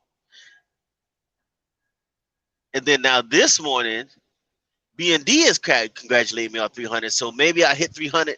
I hit 300 yesterday, lost one, then gained one back today to put me back at 300. Regardless, hey, there's And 300 then, people out there that want to hang out with old Blake, and I appreciate you. I thank you very much. and then Timmy says, "Hey, Blake, the Queen." Listen, Timmy Ray, you know that you are the original queen. I don't understand why you keep trying to put it off on me, Timmy Ray. Right? You know you changed your name to Tammy Ray, the queen of Louisiana Bayou. Right? I saw you on video in your race car with a wig on going around the track. And I said, there's Tammy Ray. There she is. I don't know why he keep trying to put it off on me. I have no idea. Gamers use it for their live streams. Oh, okay. Gamers use it. All right. Yeah. Thank you, Miss Ryan. I'm definitely gonna I'll download it and fiddle fart with it. And if it doesn't annoy my ear, because you know some of that stuff, you know, gets to talking like that, and I'll be wanting to rip my Bluetooth out my ear. So, but I would definitely check it out. Little Most bit crazy definitely. that I want to be where Blake at. I'm in Alabama, winds at 40, and I'm shut down, and only 96 miles to my drop. Ooh, an hour and a half to your drop, and you can't get there. Boy, oh boy, oh boy. Talking about holding up a paycheck, man. But I've been there before, you know, ran out of hours, you know, been that close and just couldn't make it. Had to pull into a rest area or something and get up the next morning and start your clock to finish. Yeah, I it's not very s- nice. I seen where some truck drivers, even though they're only supposed to go like so many miles, they they they went past that, and they're only supposed to work so many hours. They went past that. I seen that. Right. They went into violation. Yeah. Miss Lynn, let me tell you, some truck drivers out here do some crazy things. And in my mind, I don't understand it. And here's why. No matter who you drive for, no matter what you're doing, at the end of the day, it's your license. And what's in that trailer does not belong to you. Right? Yeah, Even if you own your own truck and or trailer, but what you're hauling inside the trailer doesn't belong to you. And it's your license. So if you screw up your license, whoever you're driving for, all they're going to do is find someone else. And then you're left to try and pick up the pieces of the mess you created. That doesn't make any sense to me. You know? yeah, yeah. Good morning, RV Weekends. Thank you for coming to hang out with us. Uh, Yep. So we so, got you know, so 70, 14, and 11. let's 70 see. hours to start, 14-hour duty day, and 11 hours driving time per day. And I get up early in the morning and I get going and I operate so that by mid-afternoon or so, right, I'm done for the day. Because once you hit, you know, 5, 6, 7 o'clock, truck stops, rest areas fill up. And that's why you'll go down the highway and see trucks lined on ramps, off ramps, and all kinds of stuff, because by the time they get done, um, there's nowhere for them to park. So they end up having to park on these on ramps and off ramps. And in some states, they're making it illegal to do that. Yeah,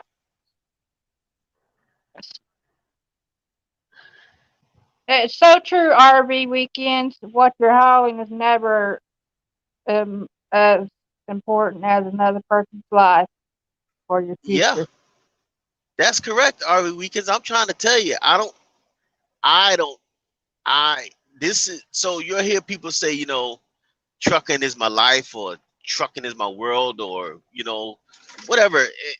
And they've justified that in their mind. But to me, you know, it's a job, and it's a job that you can get fired from. You can get thrown in prison, right? For being stupid. Um, Yep. and, and at the end of the day, it's all, you know, I've seen, I mean, rain, hail, sleet, or snow, they're got the pedal to the floor.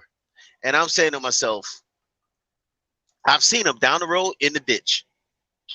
And all they do is they got their hands on their head. Why? Because it might have been someone back at the office who's sitting in a chair telling them that they need this load to get there yesterday. And I'm like, hey, you're the one out here taking all the risk. Whoops. You know, you're taking all the risk while they get to sit in the chair at work and they don't have to take any risk. It's all on you. And they do it and they end up wrecking the truck, flipping the truck, destroying the load, and get fired. And the person in the office still has their job. Yeah. You know, so I luckily, you know, who I drive for, I don't have those issues or concerns. Hey, if it's not safe, don't do it. Period. If the weather is bad, don't drive. We can always schedule that load to arrive another day. And that's it. My dad, he drove for a company out of Missouri for a long time. Uh-huh. And he got tired of driving, and he went he was dispatcher for a while, and then they put him back in driving. He got one of those rings for like so many miles, or, you know, and I think you get them back, so you get those rings at like certain miles, and he got one of those rings, and and then and then by the grace of God, he he was uh he was God had turned his life to, totally around, Yeah. and he quit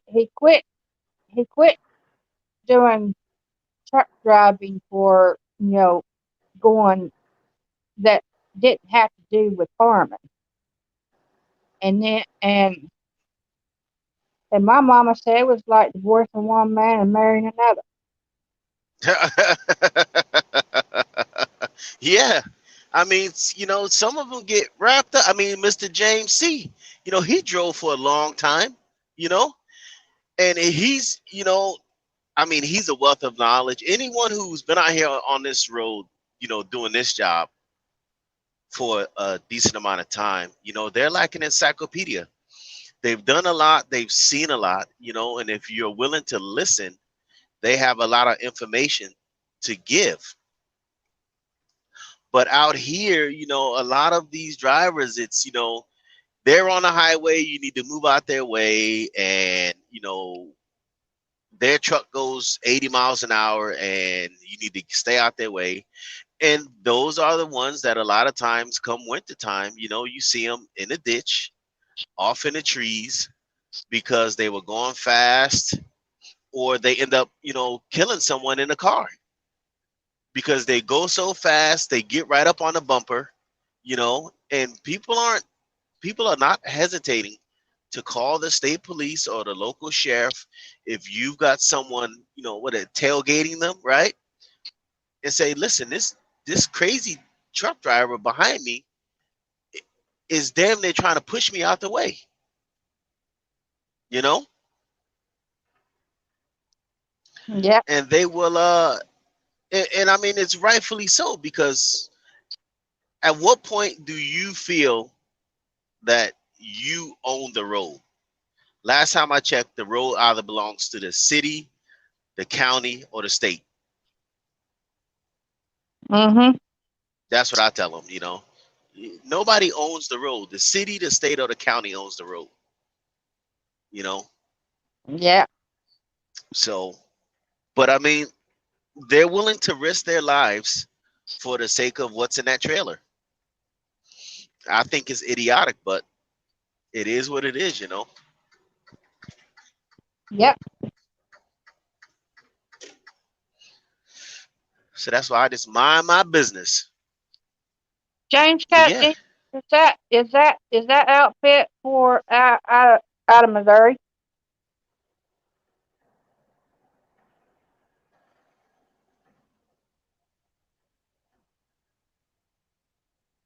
He said James Cutney said he drove for Warner.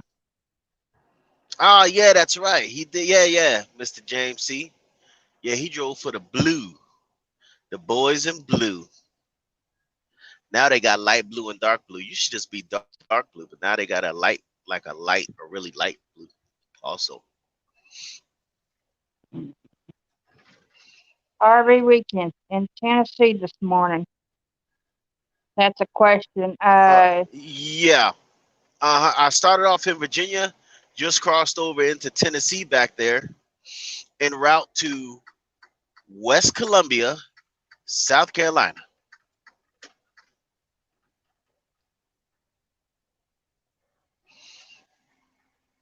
Yep, crossed over into Tennessee here on 81, right at Bristol. You know, Bristol Motor Speedway, the NASCAR, the infamous NASCAR short track. oh, so right, James Cutney's Never Hurry place. It'll be the place will still be where it's at. He said that he never drove in ice. He parked it. Oh, no in Omaha, Nebraska. What? Yeah, my dad he drove for one outfit out of Missouri.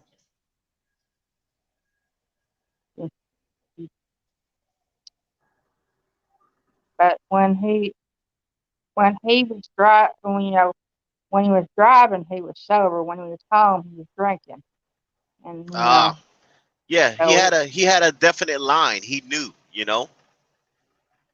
I mean, he knew when he was in that truck that he couldn't touch no alcohol. Yeah. and and and and I have to say, he was a mean drunk. So it was. My mom was saying the sound of truth. He quit drink. He quit drinking. He sobered up and he quit drinking and he quit working for trucking companies and started farming again, where he was Yeah. so happier. So and it was like you know that the daddy I had when I was a little bitty tiny kid. You know, I Yeah. had I had him back at 100 times better. Yeah. So and it's like to my mama, he divorced one man and married another, but it was actually the same person, Yep, but that happens. totally different in so many ways. All right, B&D. Thank you. Thank you for hanging out with us again this morning. I really appreciate it, man. I really do. Got to run to town. If I'm up this time tomorrow when you come on, I'll come on. But if not, so I'm not usually. I'm usually up somewhere between 7:55, 7:30, and 8 o'clock. But it's a 30 minute gap. Yeah. So Yep. This is a nice, easy trip today. And as you can see, I mean, it's now, well, here local time is 9:30. So everybody is at work, We're gonna hop on 26 East here.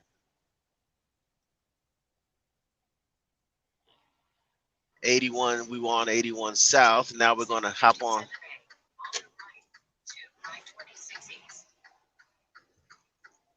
Break it on down here because this is a sort of a tight exit here.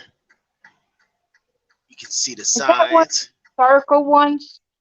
Yes, ma'am. And they put those tip over caution signs because they have trucks that come off that exit kind of hot and end up rolling the truck over.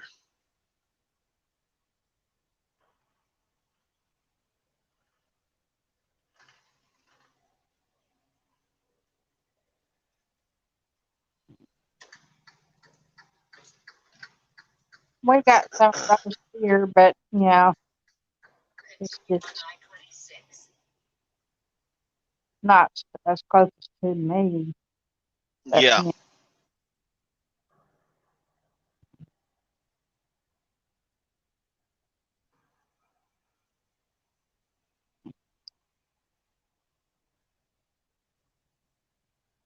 yeah, but it's. Hey, Blake, have you ever been to Red Oak Mountain? Red Oak Mountain? Yeah. It does not sound familiar, ma'am. It's in southern Oklahoma. Southern Oklahoma. Red Oak Mountain. Doesn't sound like a place I've been to before. It's getting sunny. Need to put my sunglasses on. James Cutney said, I know that road. 26 goes to 95. Yes, sir. 26 East. Because this will 26 East take me into North Carolina. And then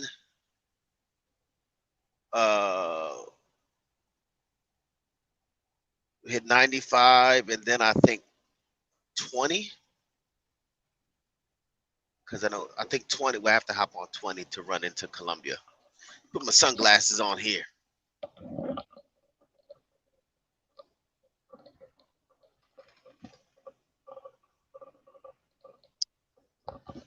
Oh yeah, sunglasses make it much gooder.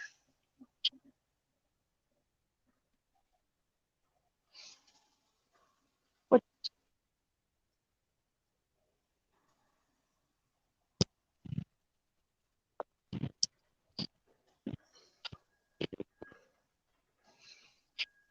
Let's see what we got.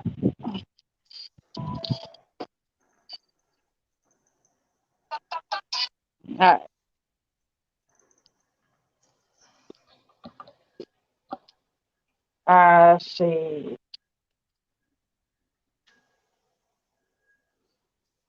Good morning, that weekend. RV, have a nice day. Let's see. Blake is truck stop up on the hill there. A truck stop on the hill? I don't know, Mr. James C. I mean, right when I made that turn on 226 here.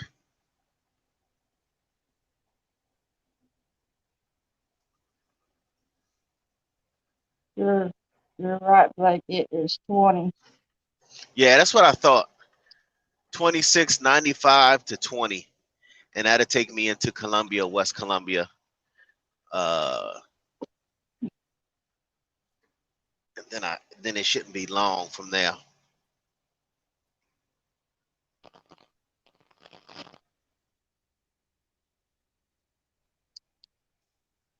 That little bit crazy for it is pretty there in south. Oh yeah, it's a beautiful sunny day. I'm sorry that you're where you're at having to deal with that storm, that what is it, a tornado, hurricane? But I know when I looked at the weather yesterday, They were tracking it, it's on land, right? And then they're tracking it coming northeast and just turning into a tropical storm. Yeah, it hit So, landfall this morning about 4:30. I heard it on the news. yeah. So that's what I'm saying. It's made landfall, and they're tracking it, downgrading into a tropical storm, and that tropical storm going northeast. Look at that. You see that yo-yo right there?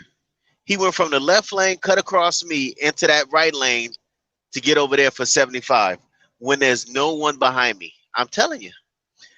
And he probably takes this route every day to go to work or whatever. And they wait till the last minute and just cut it all the way across the highway to get to an exit. They're willing to wreck themselves and others for the sake of not missing an exit.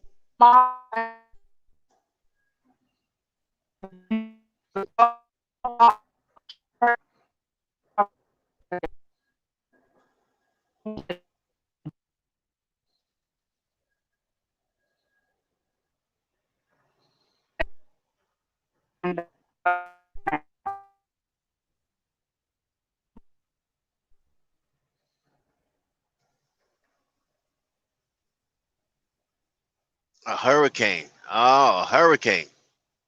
Yeah, that's rough, man. It's just that this time of year, and if you notice, right, these tropical storms and all that stuff, they're getting worse and worse every year. It's just crazy. Get up here. If you can need so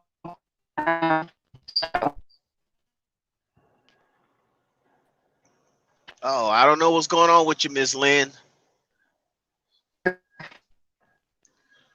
But your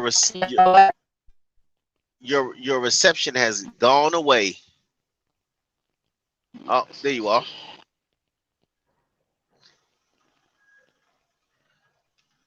But hey, I thank everyone that is here, everyone that's been here and had to go, for clicking that live stream join button and hanging out. We just cruising down the highway here. We're on 26 East. Started off in Virginia, and now we're headed to West Columbia, South Carolina. You got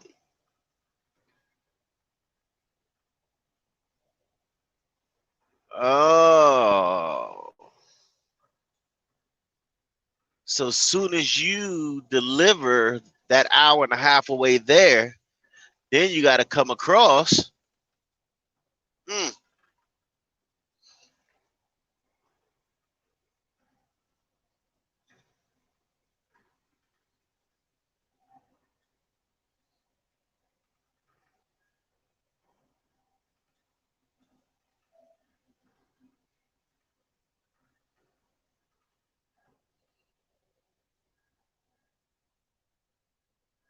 Yeah, I'm telling you, that's why, I keep a safe distance, because these people out here are nuts. And there will be no, I'm always checking my mirrors, right? And there will be no vehicles close to me behind me. And they will speed around me and cut like right here so that they don't miss this exit. When there was no one behind me, they could have just got behind me and gotten off at the exit. I don't understand why you're willing to kill yourself over just making a mistake and just go up to the next exit. It's crazy. It is crazy.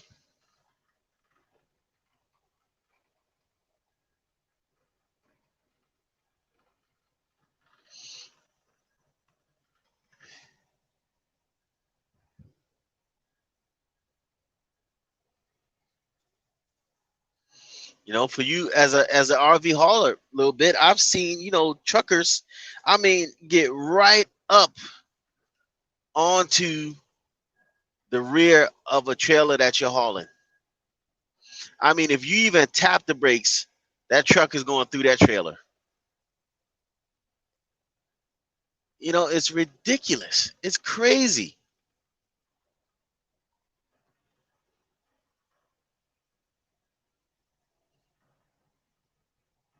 It is just flat out crazy. And I'll ask them, what you trying to do? Trying to put the trailer in your lap? You know?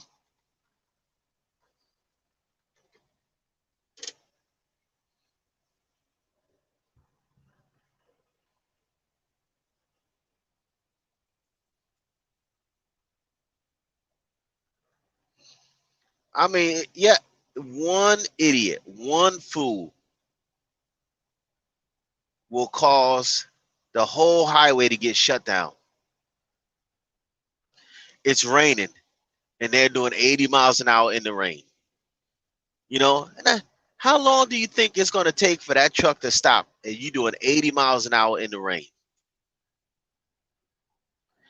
And that's if you can keep it straight, because the weight is going to naturally shift and it's going to want to jackknife the truck.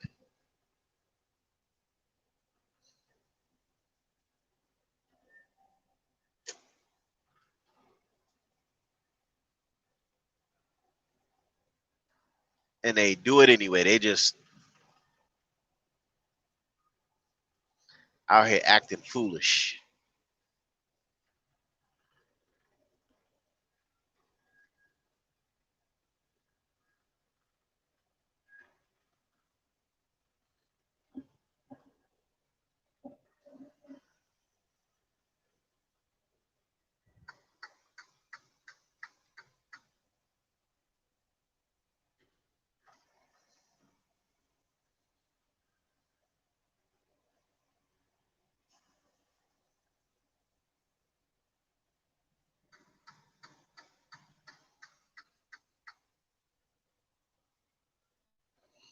Oh, yeah. Hope you guys are enjoying this little ride along here.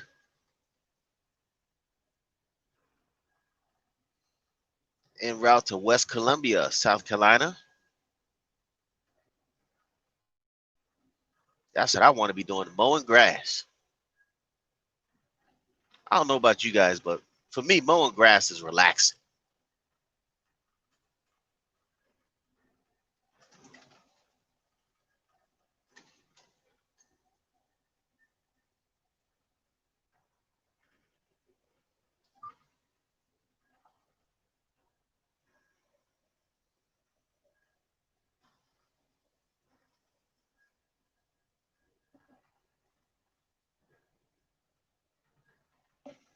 Yep. I don't know why they want to do 80 miles an hour in the rain. But once again, they tell you, hey, I got to get that load there. I got to get the load there. I don't want to be late. Tell you, you're going to be super late. Put the truck into the ditch or wreck someone. But some people, you can't tell them nothing. Oh, come on.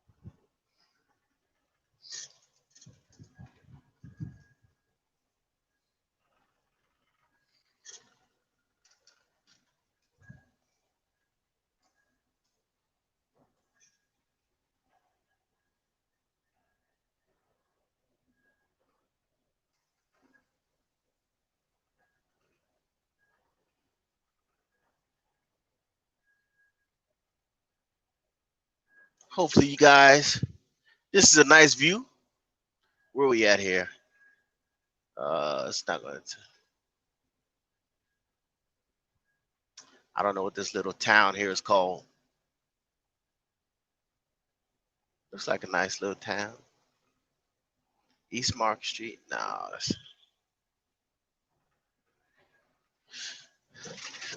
Ugh.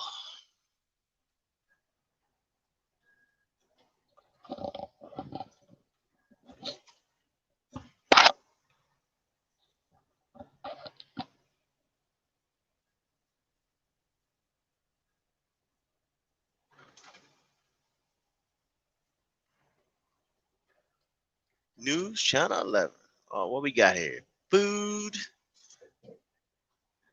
No, I just need a cat scale. I don't need none of that extra other stuff.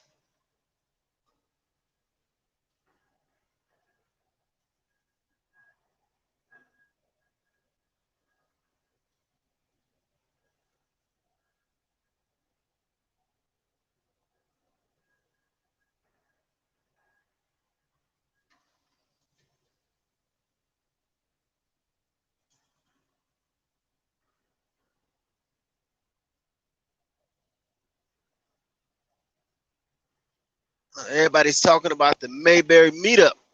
I've been over there in Mayberry. There's a pilot that is right up the highway from that Mayberry campground.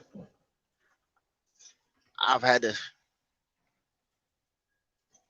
stop at that pilot many a time to get fuel, or I was done for the day, and that was my rest area for the night.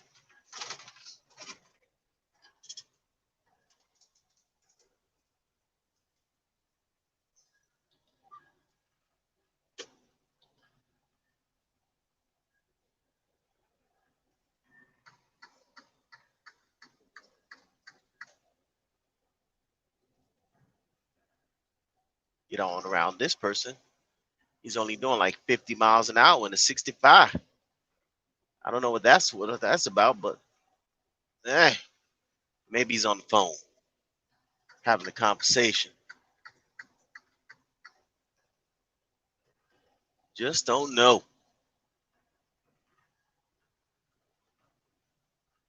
It's like the driver's view, huh?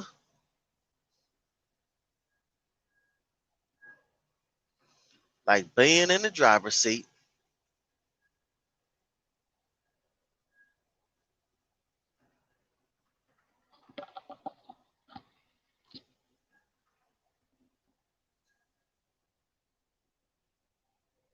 I hope that weather clears up for you and that wind dies down a little bit so that you can deliver your load there, Miss Lowbit, and get on your way.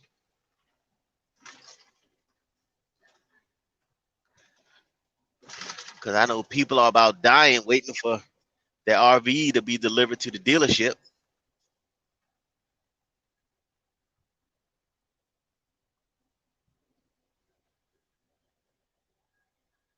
All righty. Yep. Anybody need to, just shoot me an email. I check my email several times a day just to make sure I don't miss it.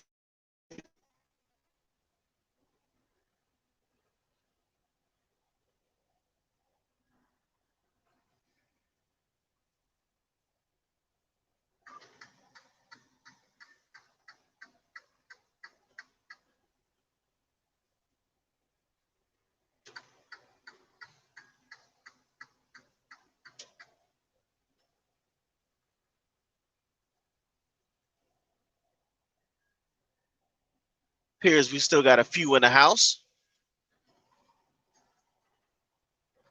Some of you are enjoying this ride along, and I guess my commentary, right? I don't know if I'm a good commentator, but hey, I do try.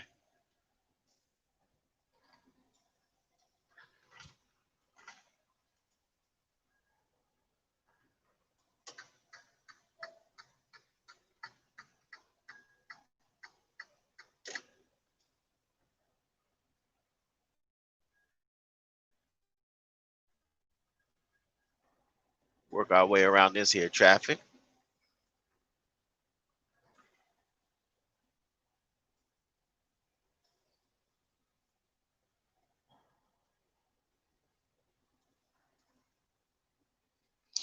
Yep, that's the plan. But we gonna see. Because the thing about plans is they can always change, especially in this here business. I could be routing one way, and then all of a sudden I got to route another way and back around again.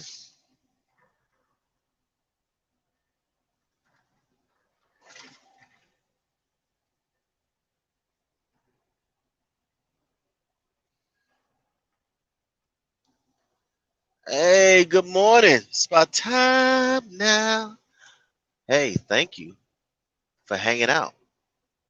Thank you for visiting, pushing that button, coming to hanging out. Yeah, we just cruising down I-26 here in Tennessee. Started off in Virginia, went through Bristol, the famous Bristol Motor Speedway there on the border of Tennessee and Virginia. And now we're in Tennessee, cutting across eastbound here on our way to West Columbia, South Carolina, the wonderful state of South Carolina.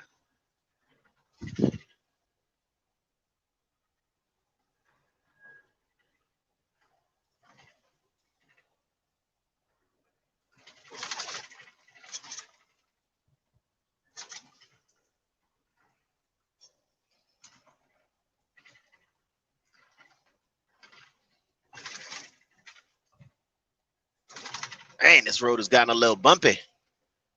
Good grief. You know, this is why I tell Mr. James C., you can probably vouch for this. This is why I like a Super C RV, because it's a truck chassis, right? 22.5-inch wheels and tires, right? Air ride suspension, air seats. The comfort level is amazing compared to like you know, and obviously the safety reason, right? The engine is out in front of you, your front suspension is out in front of you, you know, so it's more natural and it works like it should, compared to if you are sitting on top of the suspension or in front of it. And then, you know, with these vehicles, I mean, you get, you know, 1 million miles out of them. Tires, you know, if you don't run over something and get a puncture or a flat or something like that, I mean, you know, I've got almost 200,000 miles on this truck already, and I'm still on. No, I had one. They replaced one steer tire when it went in for service. That was that.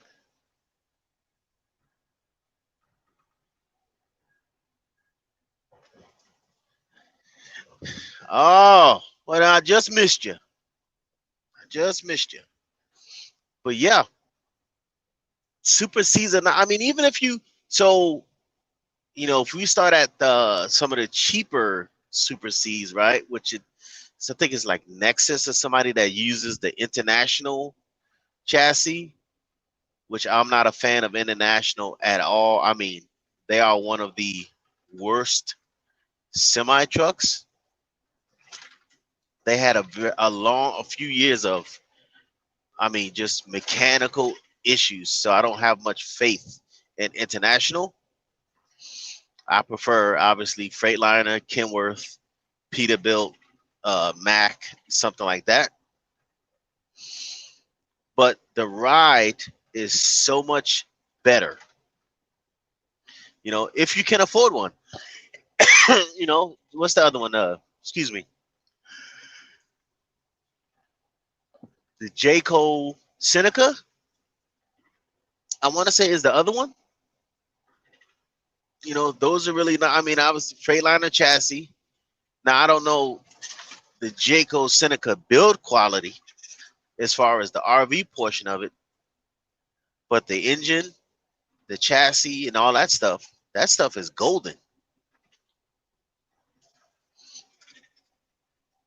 It is golden.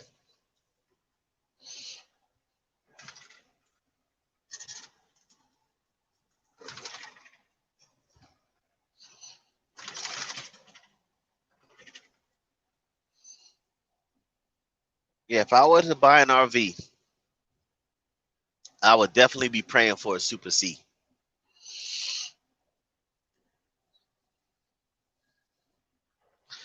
Now, you get into big money with Super Cs. You're looking at what's that Renegade, you know, and those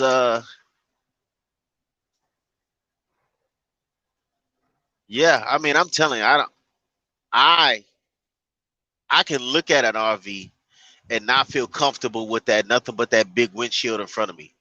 And once again, it may not be something that you do or you're driving. It could be someone else's.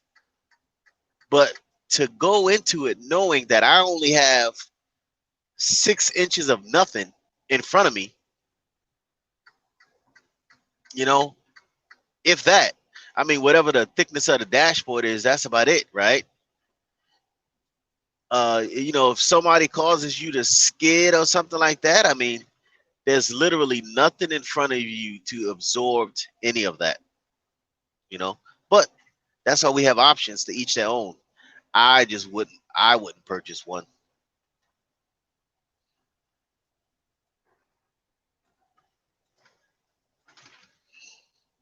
Yeah, hey, and I understand it. I understand. That's why, you know, I make sure, because, you know, I don't want someone to get offended, because anything you say now, somebody, you know, somebody somewhere will take offense to it. But hey, finances permitting, um, you know, Class C, Super C. I mean, as long as I have an engine in front of me. But even like the Class C, those are nice. You know, what's that? They build them on the Ford E350 or 450. I know Dodge. Some manufacturers are using the Dodge Ram chassis now, um, for the Class C's. Um, but if I did a normal Class C, I would want it where it doesn't have the that overhang up top. You know, we don't have any kids to be up in a bunk, so I would want that top to be, you know, sloped back more and just be like cabinet space instead of a bunk up there. I guess that's what it is.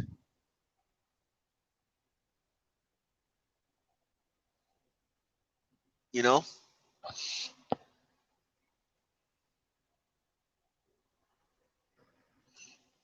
Oh yeah. Hey, I guess I'm doing all right today, a little bit, ain't I? Huh? Well, yesterday was it yesterday? Day before. Well, one of them days I was in the rain. You know, I've driven, you know, 10 hours in rain. I mean, that's like the hardest 10 to drive. It's 10 hours in rain all day. Talk about miserable. Just plain miserable. And then you still got to deal with the idiots on top of that want to drive like fools in the rain. Ugh.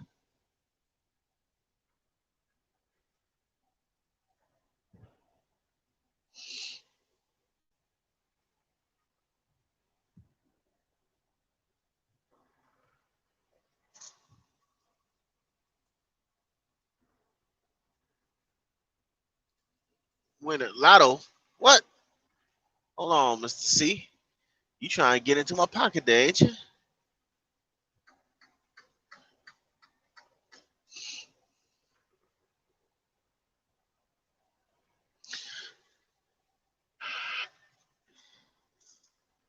Eastbound, 38 over 2. Big rig on the right shoulder.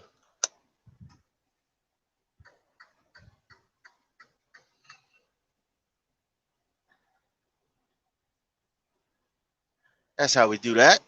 Get on the CB, let anybody know behind me. When they come around that corner, got a broke down rig sitting there.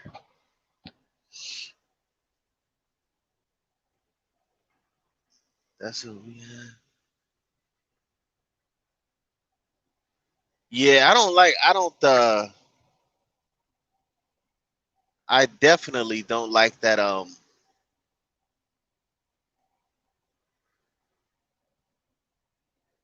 that overhang over my head like that.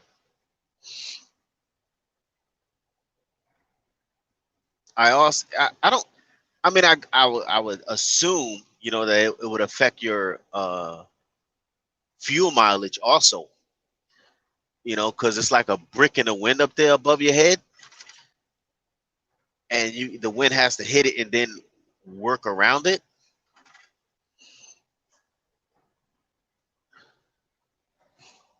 So that would be kind of tough.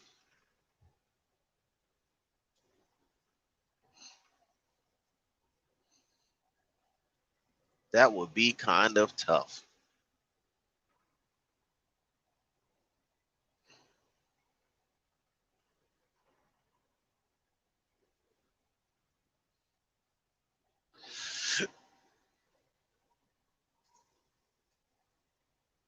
It's a little breezy up here today. Can feel it in the steering wheel.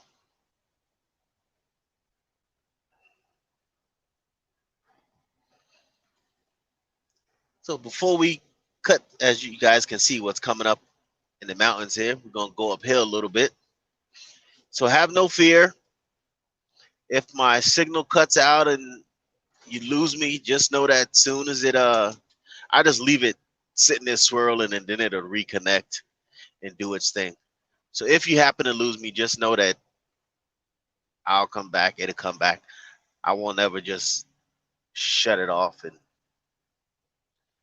try not to leave you hanging. Oh, that was a big grade change. I don't have no handle, Mr. C. I just got me a good radio, a good antenna, and I pay attention, man, and I don't mind letting other drivers know, what's going on. If there's a accident, a broken down vehicle on the side,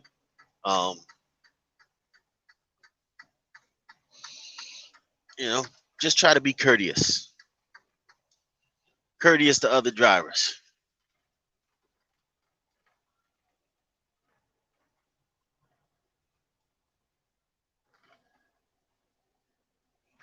Yeah, Tennessee, and I mean, Miss Susan,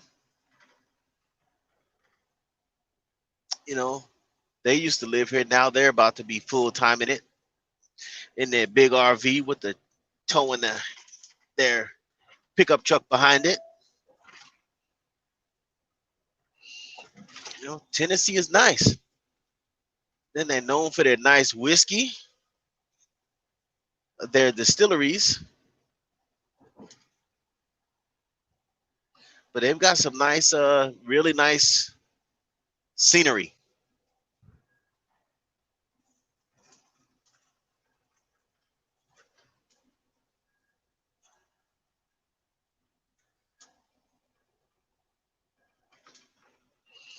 Whoa.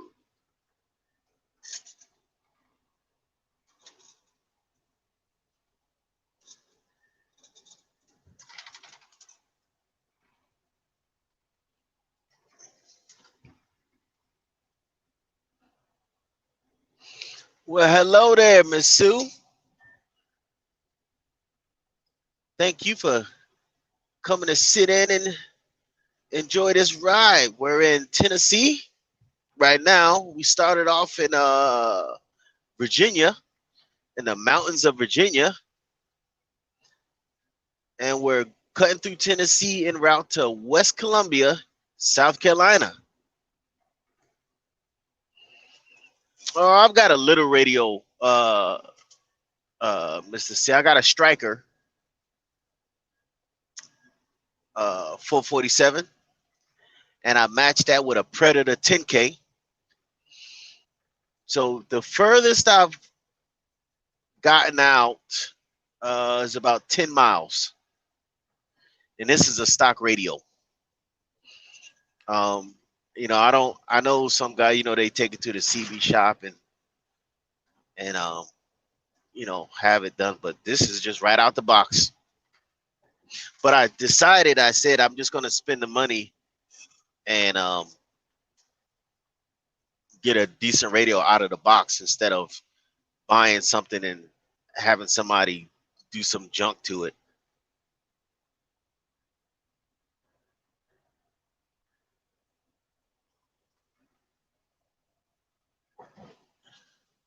But I'm on 26 eastbound, and we're going to ride this. You know, this will take us into North Carolina, and then somewhere we might be getting on 95 to 20, but we'll see. But right now, we just cruising through the mountains. It's having a grand old time.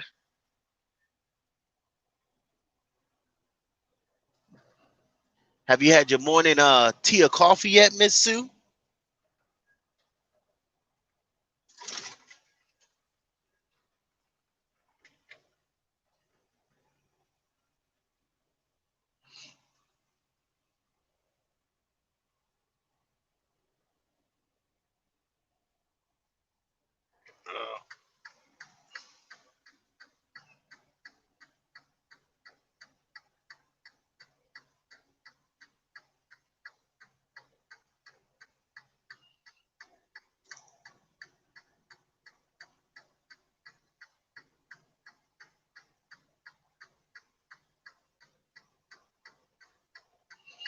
Yeah, I am in New Horizons land, Tennessee here.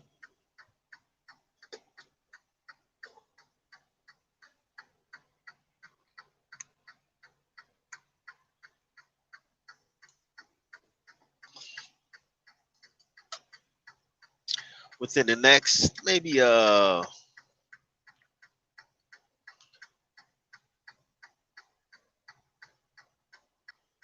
next maybe 20 minutes or so, we'll be crossing the border,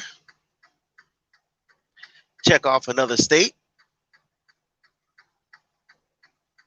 Yep, the Rest Area Welcome Center. That's how we always know we're going to be crossing over the border here soon.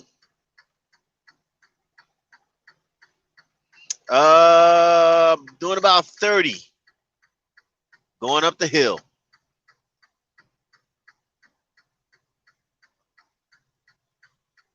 You had a cup of coffee, now you go get some tea. Missy, you're going to be wired up this morning. Them little slippers going to be dancing.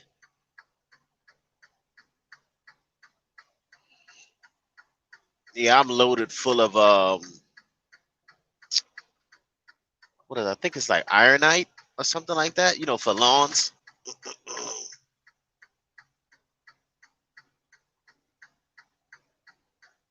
Yeah, I'm trying to tell you, you know, as soon as I, you know, on a road like this where the speed limit, you know, 65, you know, as soon as I hit, you know, about 50, I just turn my flashes on and just play the gear shifting game.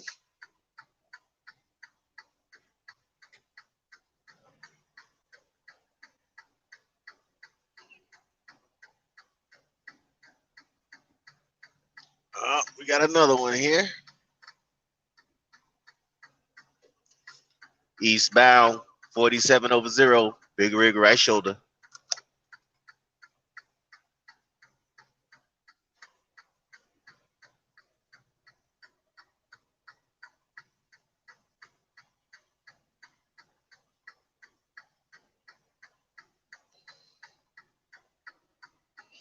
Yeah, I haven't hit the cat scale yet. You know, we have an account with cat scales, so, and they're the only, as you know, Mr. C, they're the only for a lot of us, they're the only authorized scales that we're allowed to use, you know, due to their industry standard. And if you weigh the CAT scale and you're within the specs and you get a ticket for weights or something, they actually pay the ticket, pay the fine and stuff. Yeah, we're not allowed to stop at any other kind of rinky-dink, off the wall scale. Even if they say that they are certified, we only use CAT scales.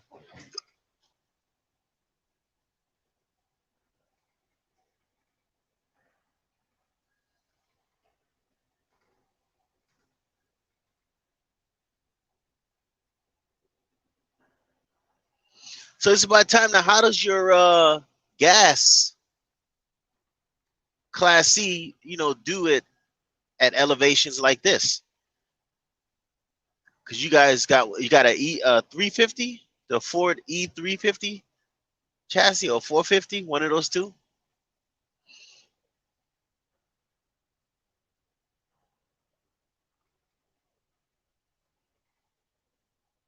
Yeah, the Cat diesel. Yeah.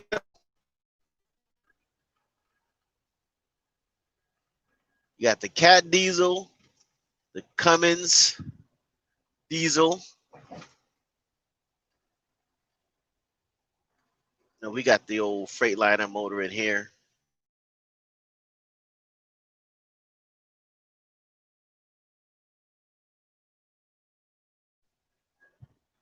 They order these with the big motors.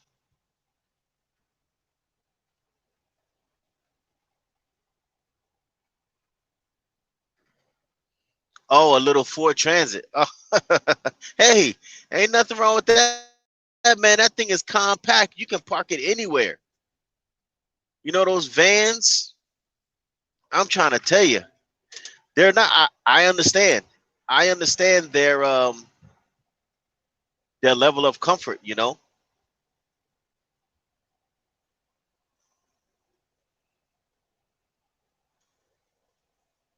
I understand the level of comfort. They're easy. You know, you can get in and out.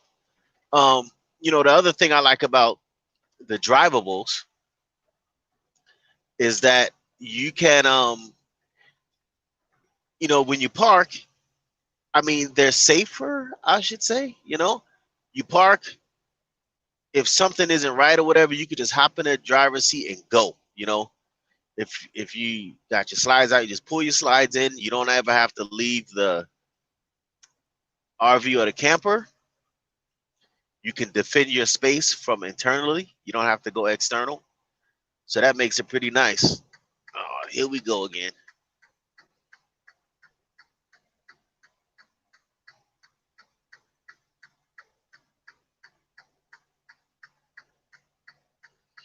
Yeah, I understand it. I mean,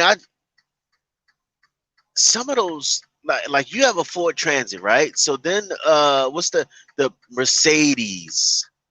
You know, I'm looking at this van, you know, and they want, you know, as much for this van as it costs us for a Super C. You know, and it's one of those things where you're paying for the Mercedes badge and all of that stuff, you know, and I get it. And it's compact and you can have everything, you know, and like you said, park anywhere. But then you got the other side of it, like for the same money, I can get 3 times as much RV, but is that going to be our style of RVing? So I dig it. Well, we down to 30. Oh, we just had to shift here. We at 31 miles an hour going up the hill. Don't worry, folks. We're going to make it there. We're going to make it. Your little Ford Transit probably zoomed past me right about now. I know that's right.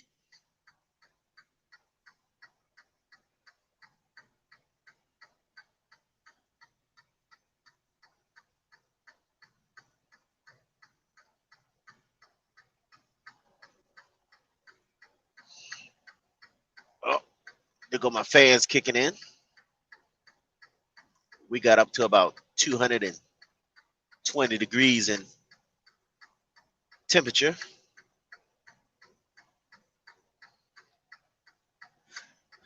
Three miles, we'll be crossing into another state, folks.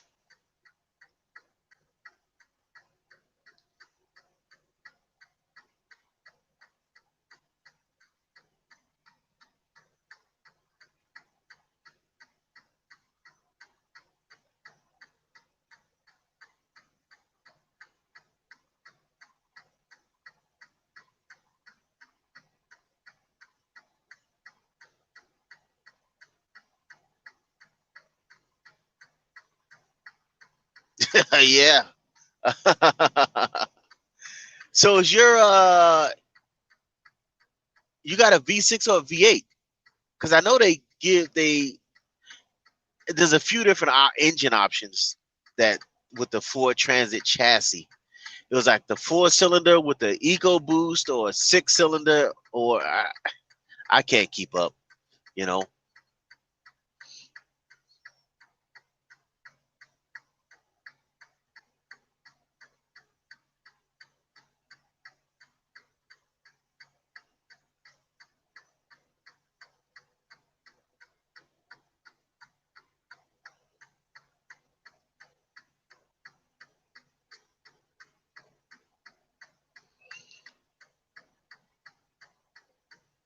I'll tell you, if there's one place that has some beautiful scenery, it is definitely Tennessee.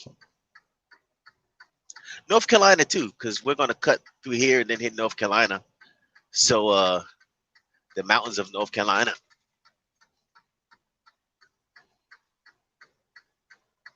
Okay, you got the V6. Yep.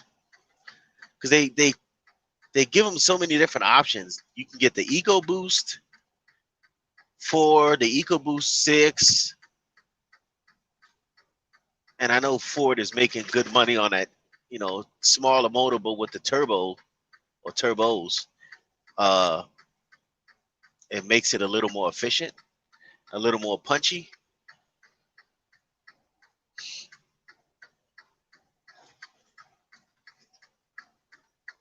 They must be empty. Flying up this incline that fast, they're empty.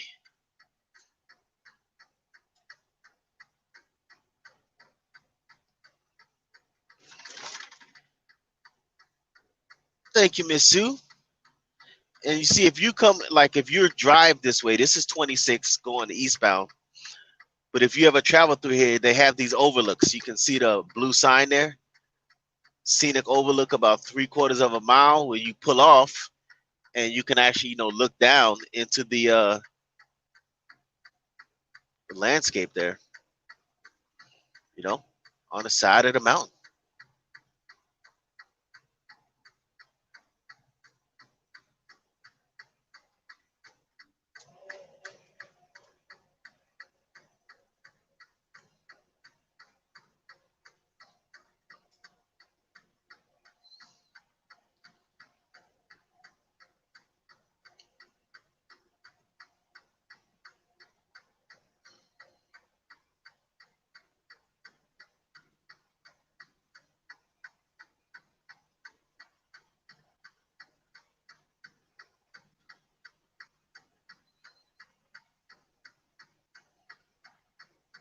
Oh, look like they needed some water or something. They might have went down there, found a creek, put some water in a container, cool off their motor.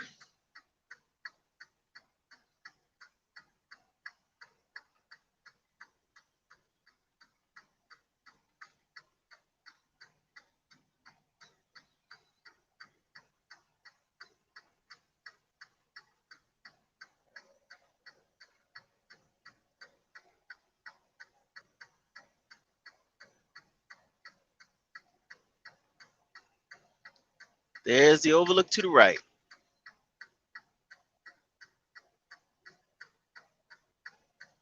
Yep, they got a rock wall there. We're actually looking down.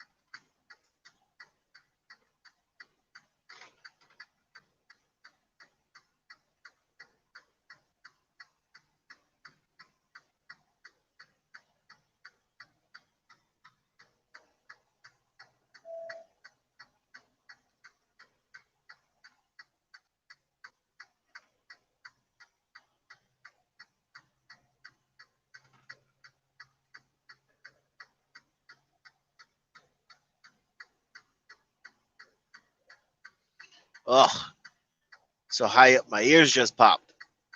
All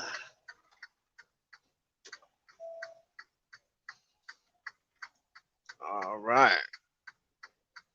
All trucks must stop at the information center.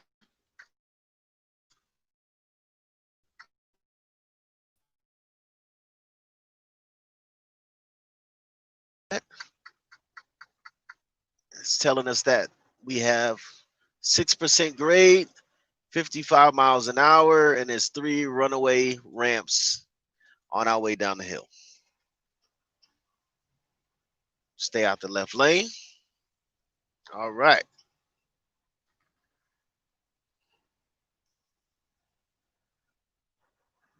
Yep. As soon as we pass that, you're gonna see the Welcome to North Carolina sign.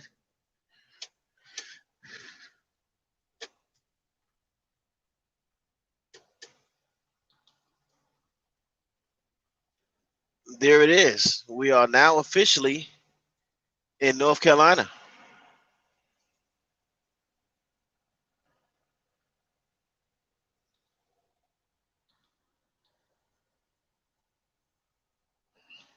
And I'm heavy, and this grade is kind of,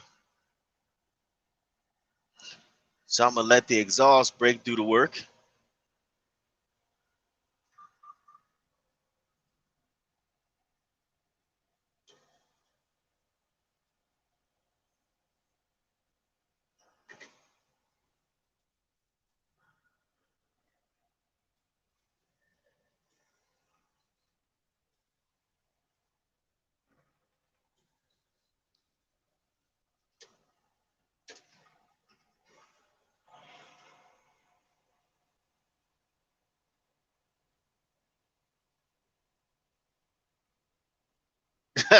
When someone else is driving. I bet I know that's right.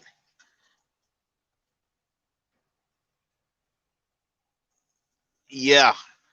I let my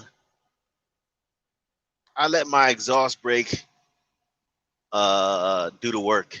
You know, I've seen trucks get into a bad situation in a bad way because the driver is inexperienced and they don't know how to descend on a steep grade, and you smell the brakes smoking in the air, you know.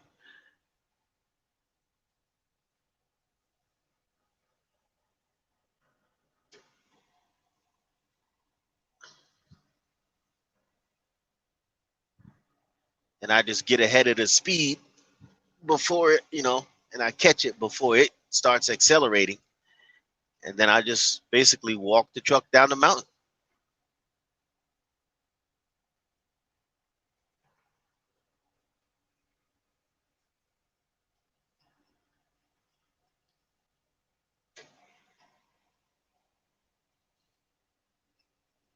As you can see, the runaway ramp on the right there have been a few trucks that have gotten in trouble, just from the top of the hill to here, and have gone in there and had to get pulled out, you know.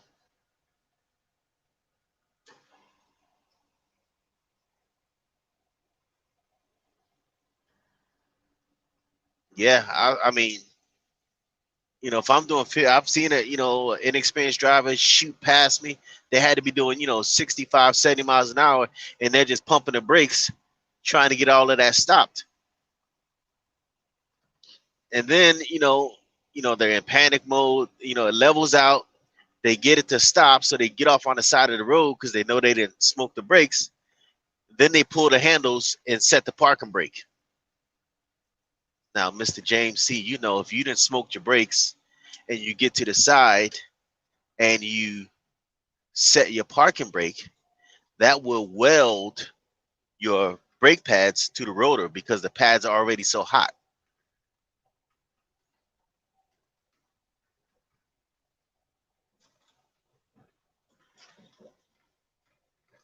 All right. Now we're going to be going back up the other side. Got a little fog up there too, as you guys can see. Got a little fog.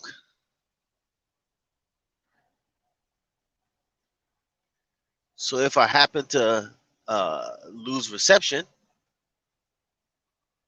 I got to start shifting gears here.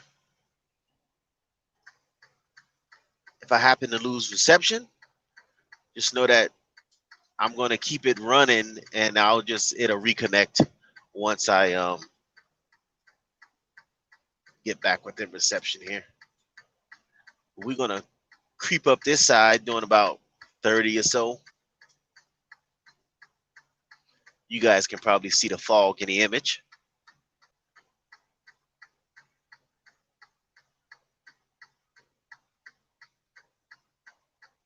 Yeah, they over you. I don't, the truck is equipped with an exhaust brake for a reason.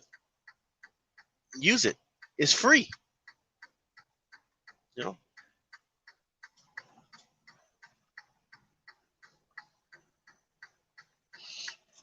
It is free.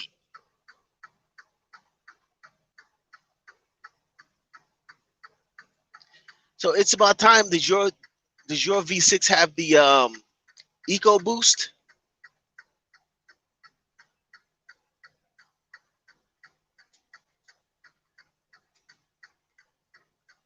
Yep.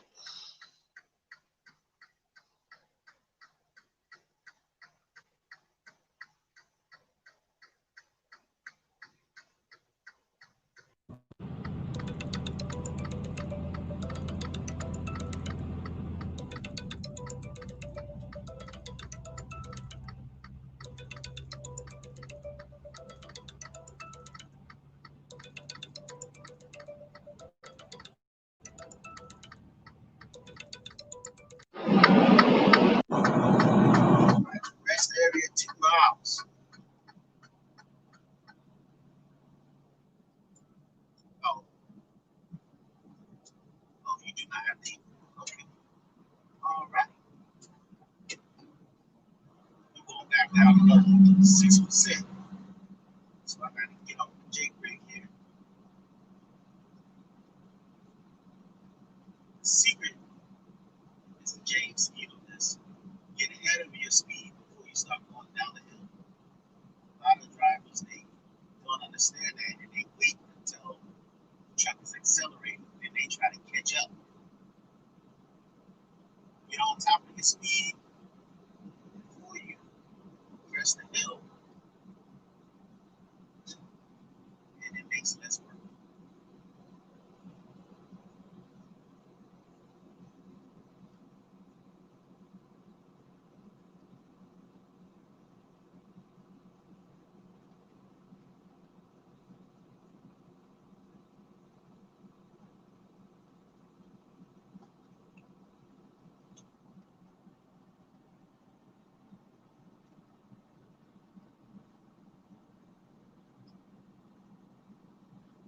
Okay, how about now?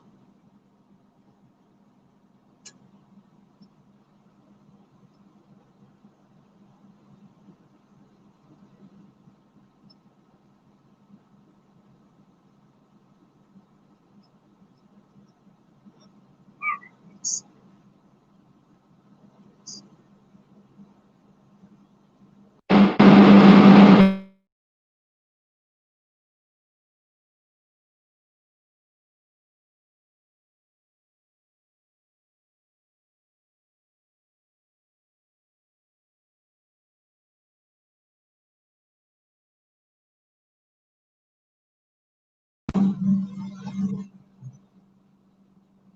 All right, I just reset my Bluetooth. Let me know if that fixed the issue.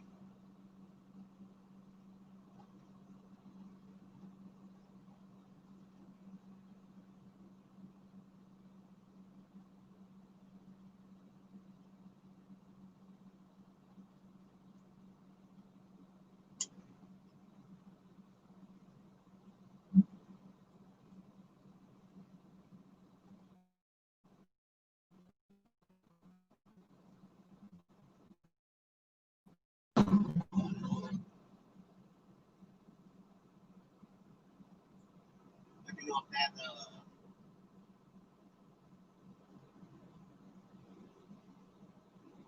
me know if that fixed it. For some reason it defaulted, audio defaulted back to my phone instead of my Bluetooth headset.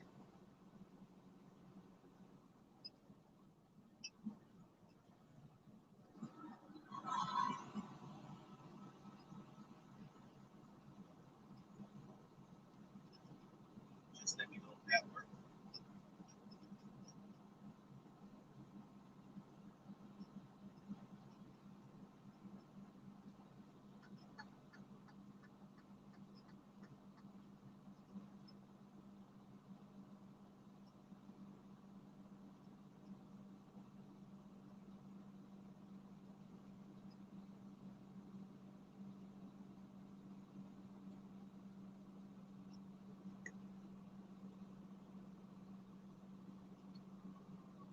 I got a lot of noise right now because of the exhaust brake and I'm running downhill. So, let's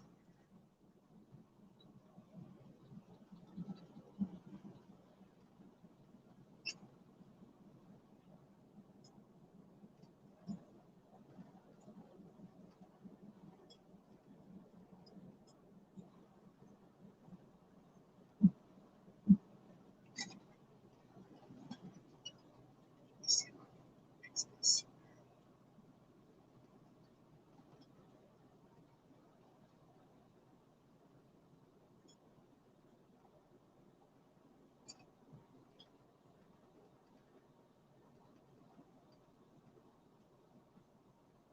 Testing 1, 2.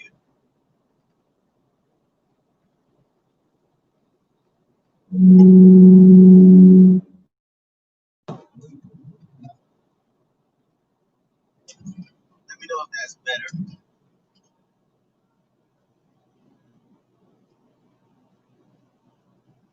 All right.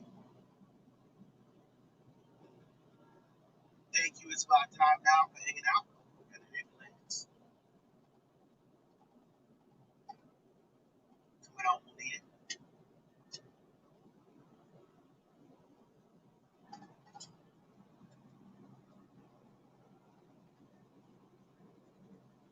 Okay, here we go.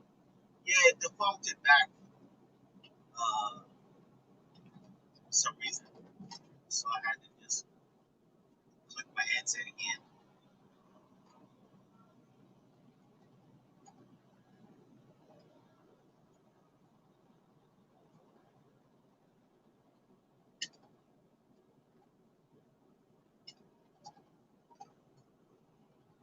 Thank you for hanging out. I know you got to run off. I really appreciate the support. Coming in and hanging out for this here ride.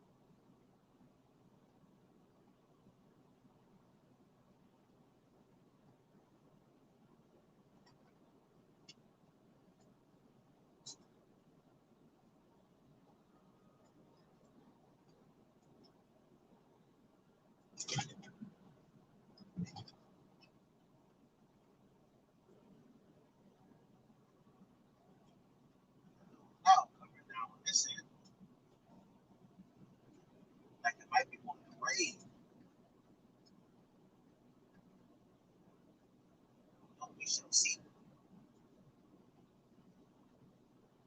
Is the audio still low?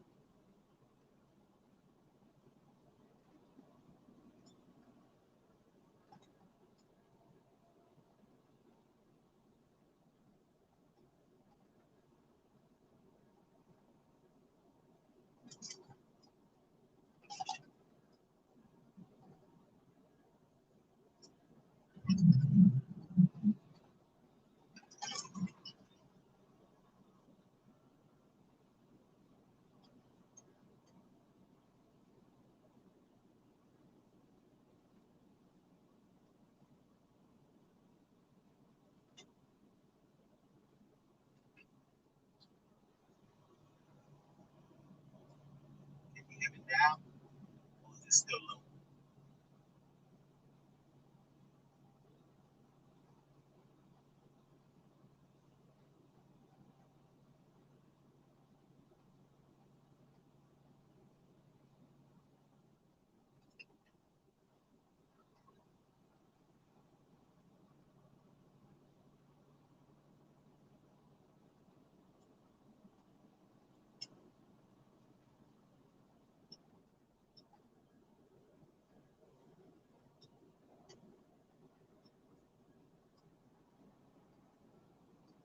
Oh, okay. Yeah, I don't know. I don't know what's going on. Maybe my Bluetooth is getting low. That's all right. We're at almost 3.5 hours, Mr. C. I'm gonna get off here and continue on my journeys. I thank everyone that hung in here with me this long. Everyone that clicked the button, that even visited. Period. I really appreciate it, and I hope that this brought a little joy and a little peace to your day as it does mine.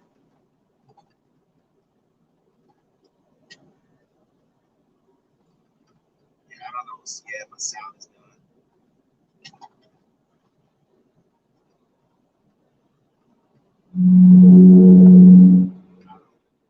Yeah, let me know if you can hear me.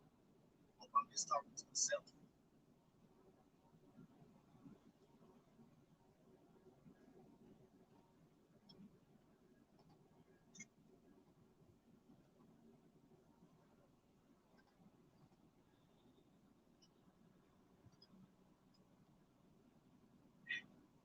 Testing 1 2. Testing 1 2.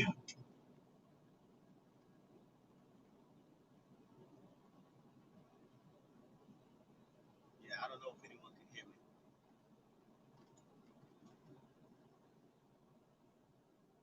Can you hear me now? I don't know. Was it like really faint?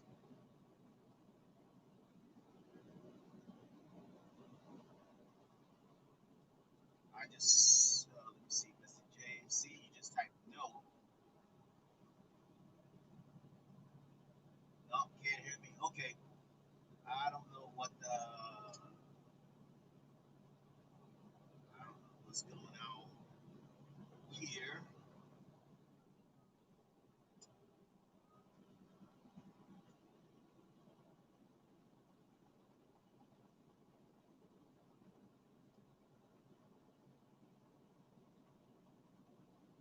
Testing 1 2.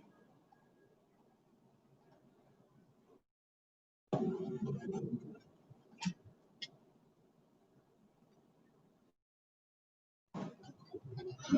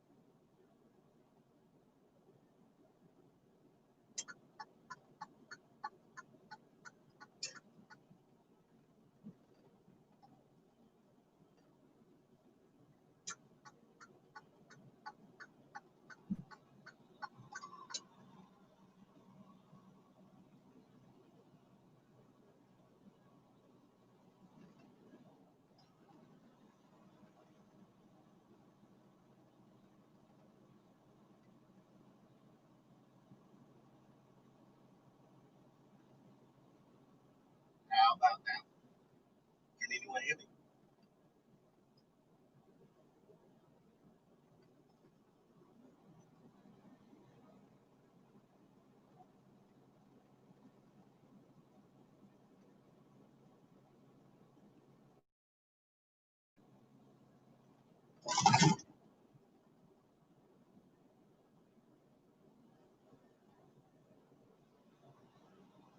Let me know if anyone can hear me now.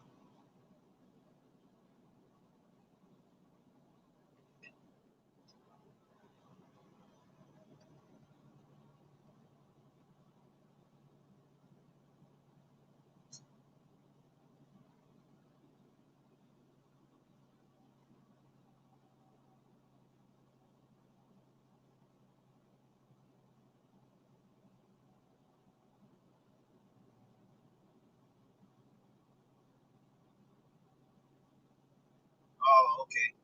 It's just low. Yeah, I don't know what's going on. I don't know if it's the audio processing.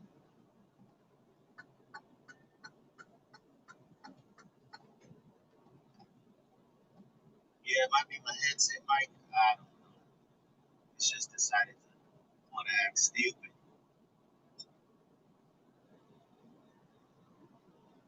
Try switching it.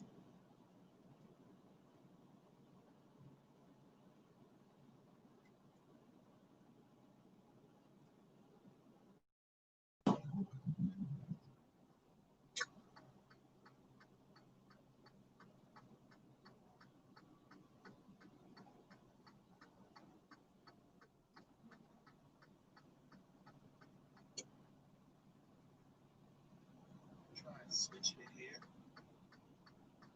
Let's see. Is that any better?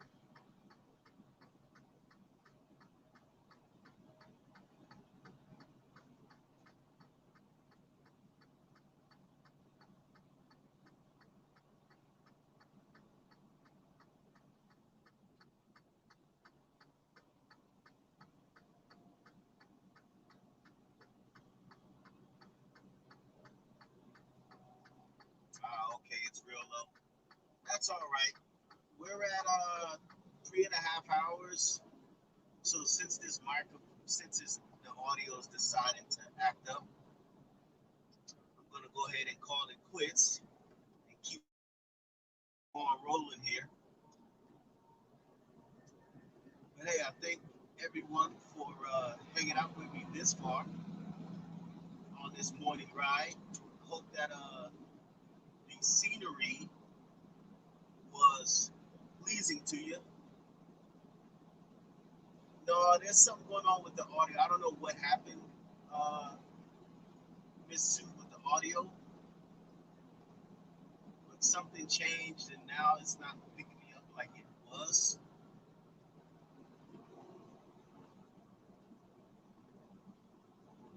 Oh, you're hearing an echo? Yeah, and I don't. This is the only thing I have running. I don't have YouTube or anything running.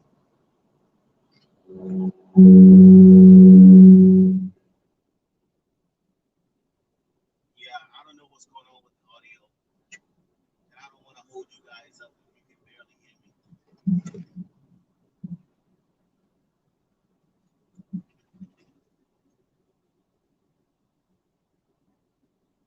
All right, you guys have a wonderful, blessed day.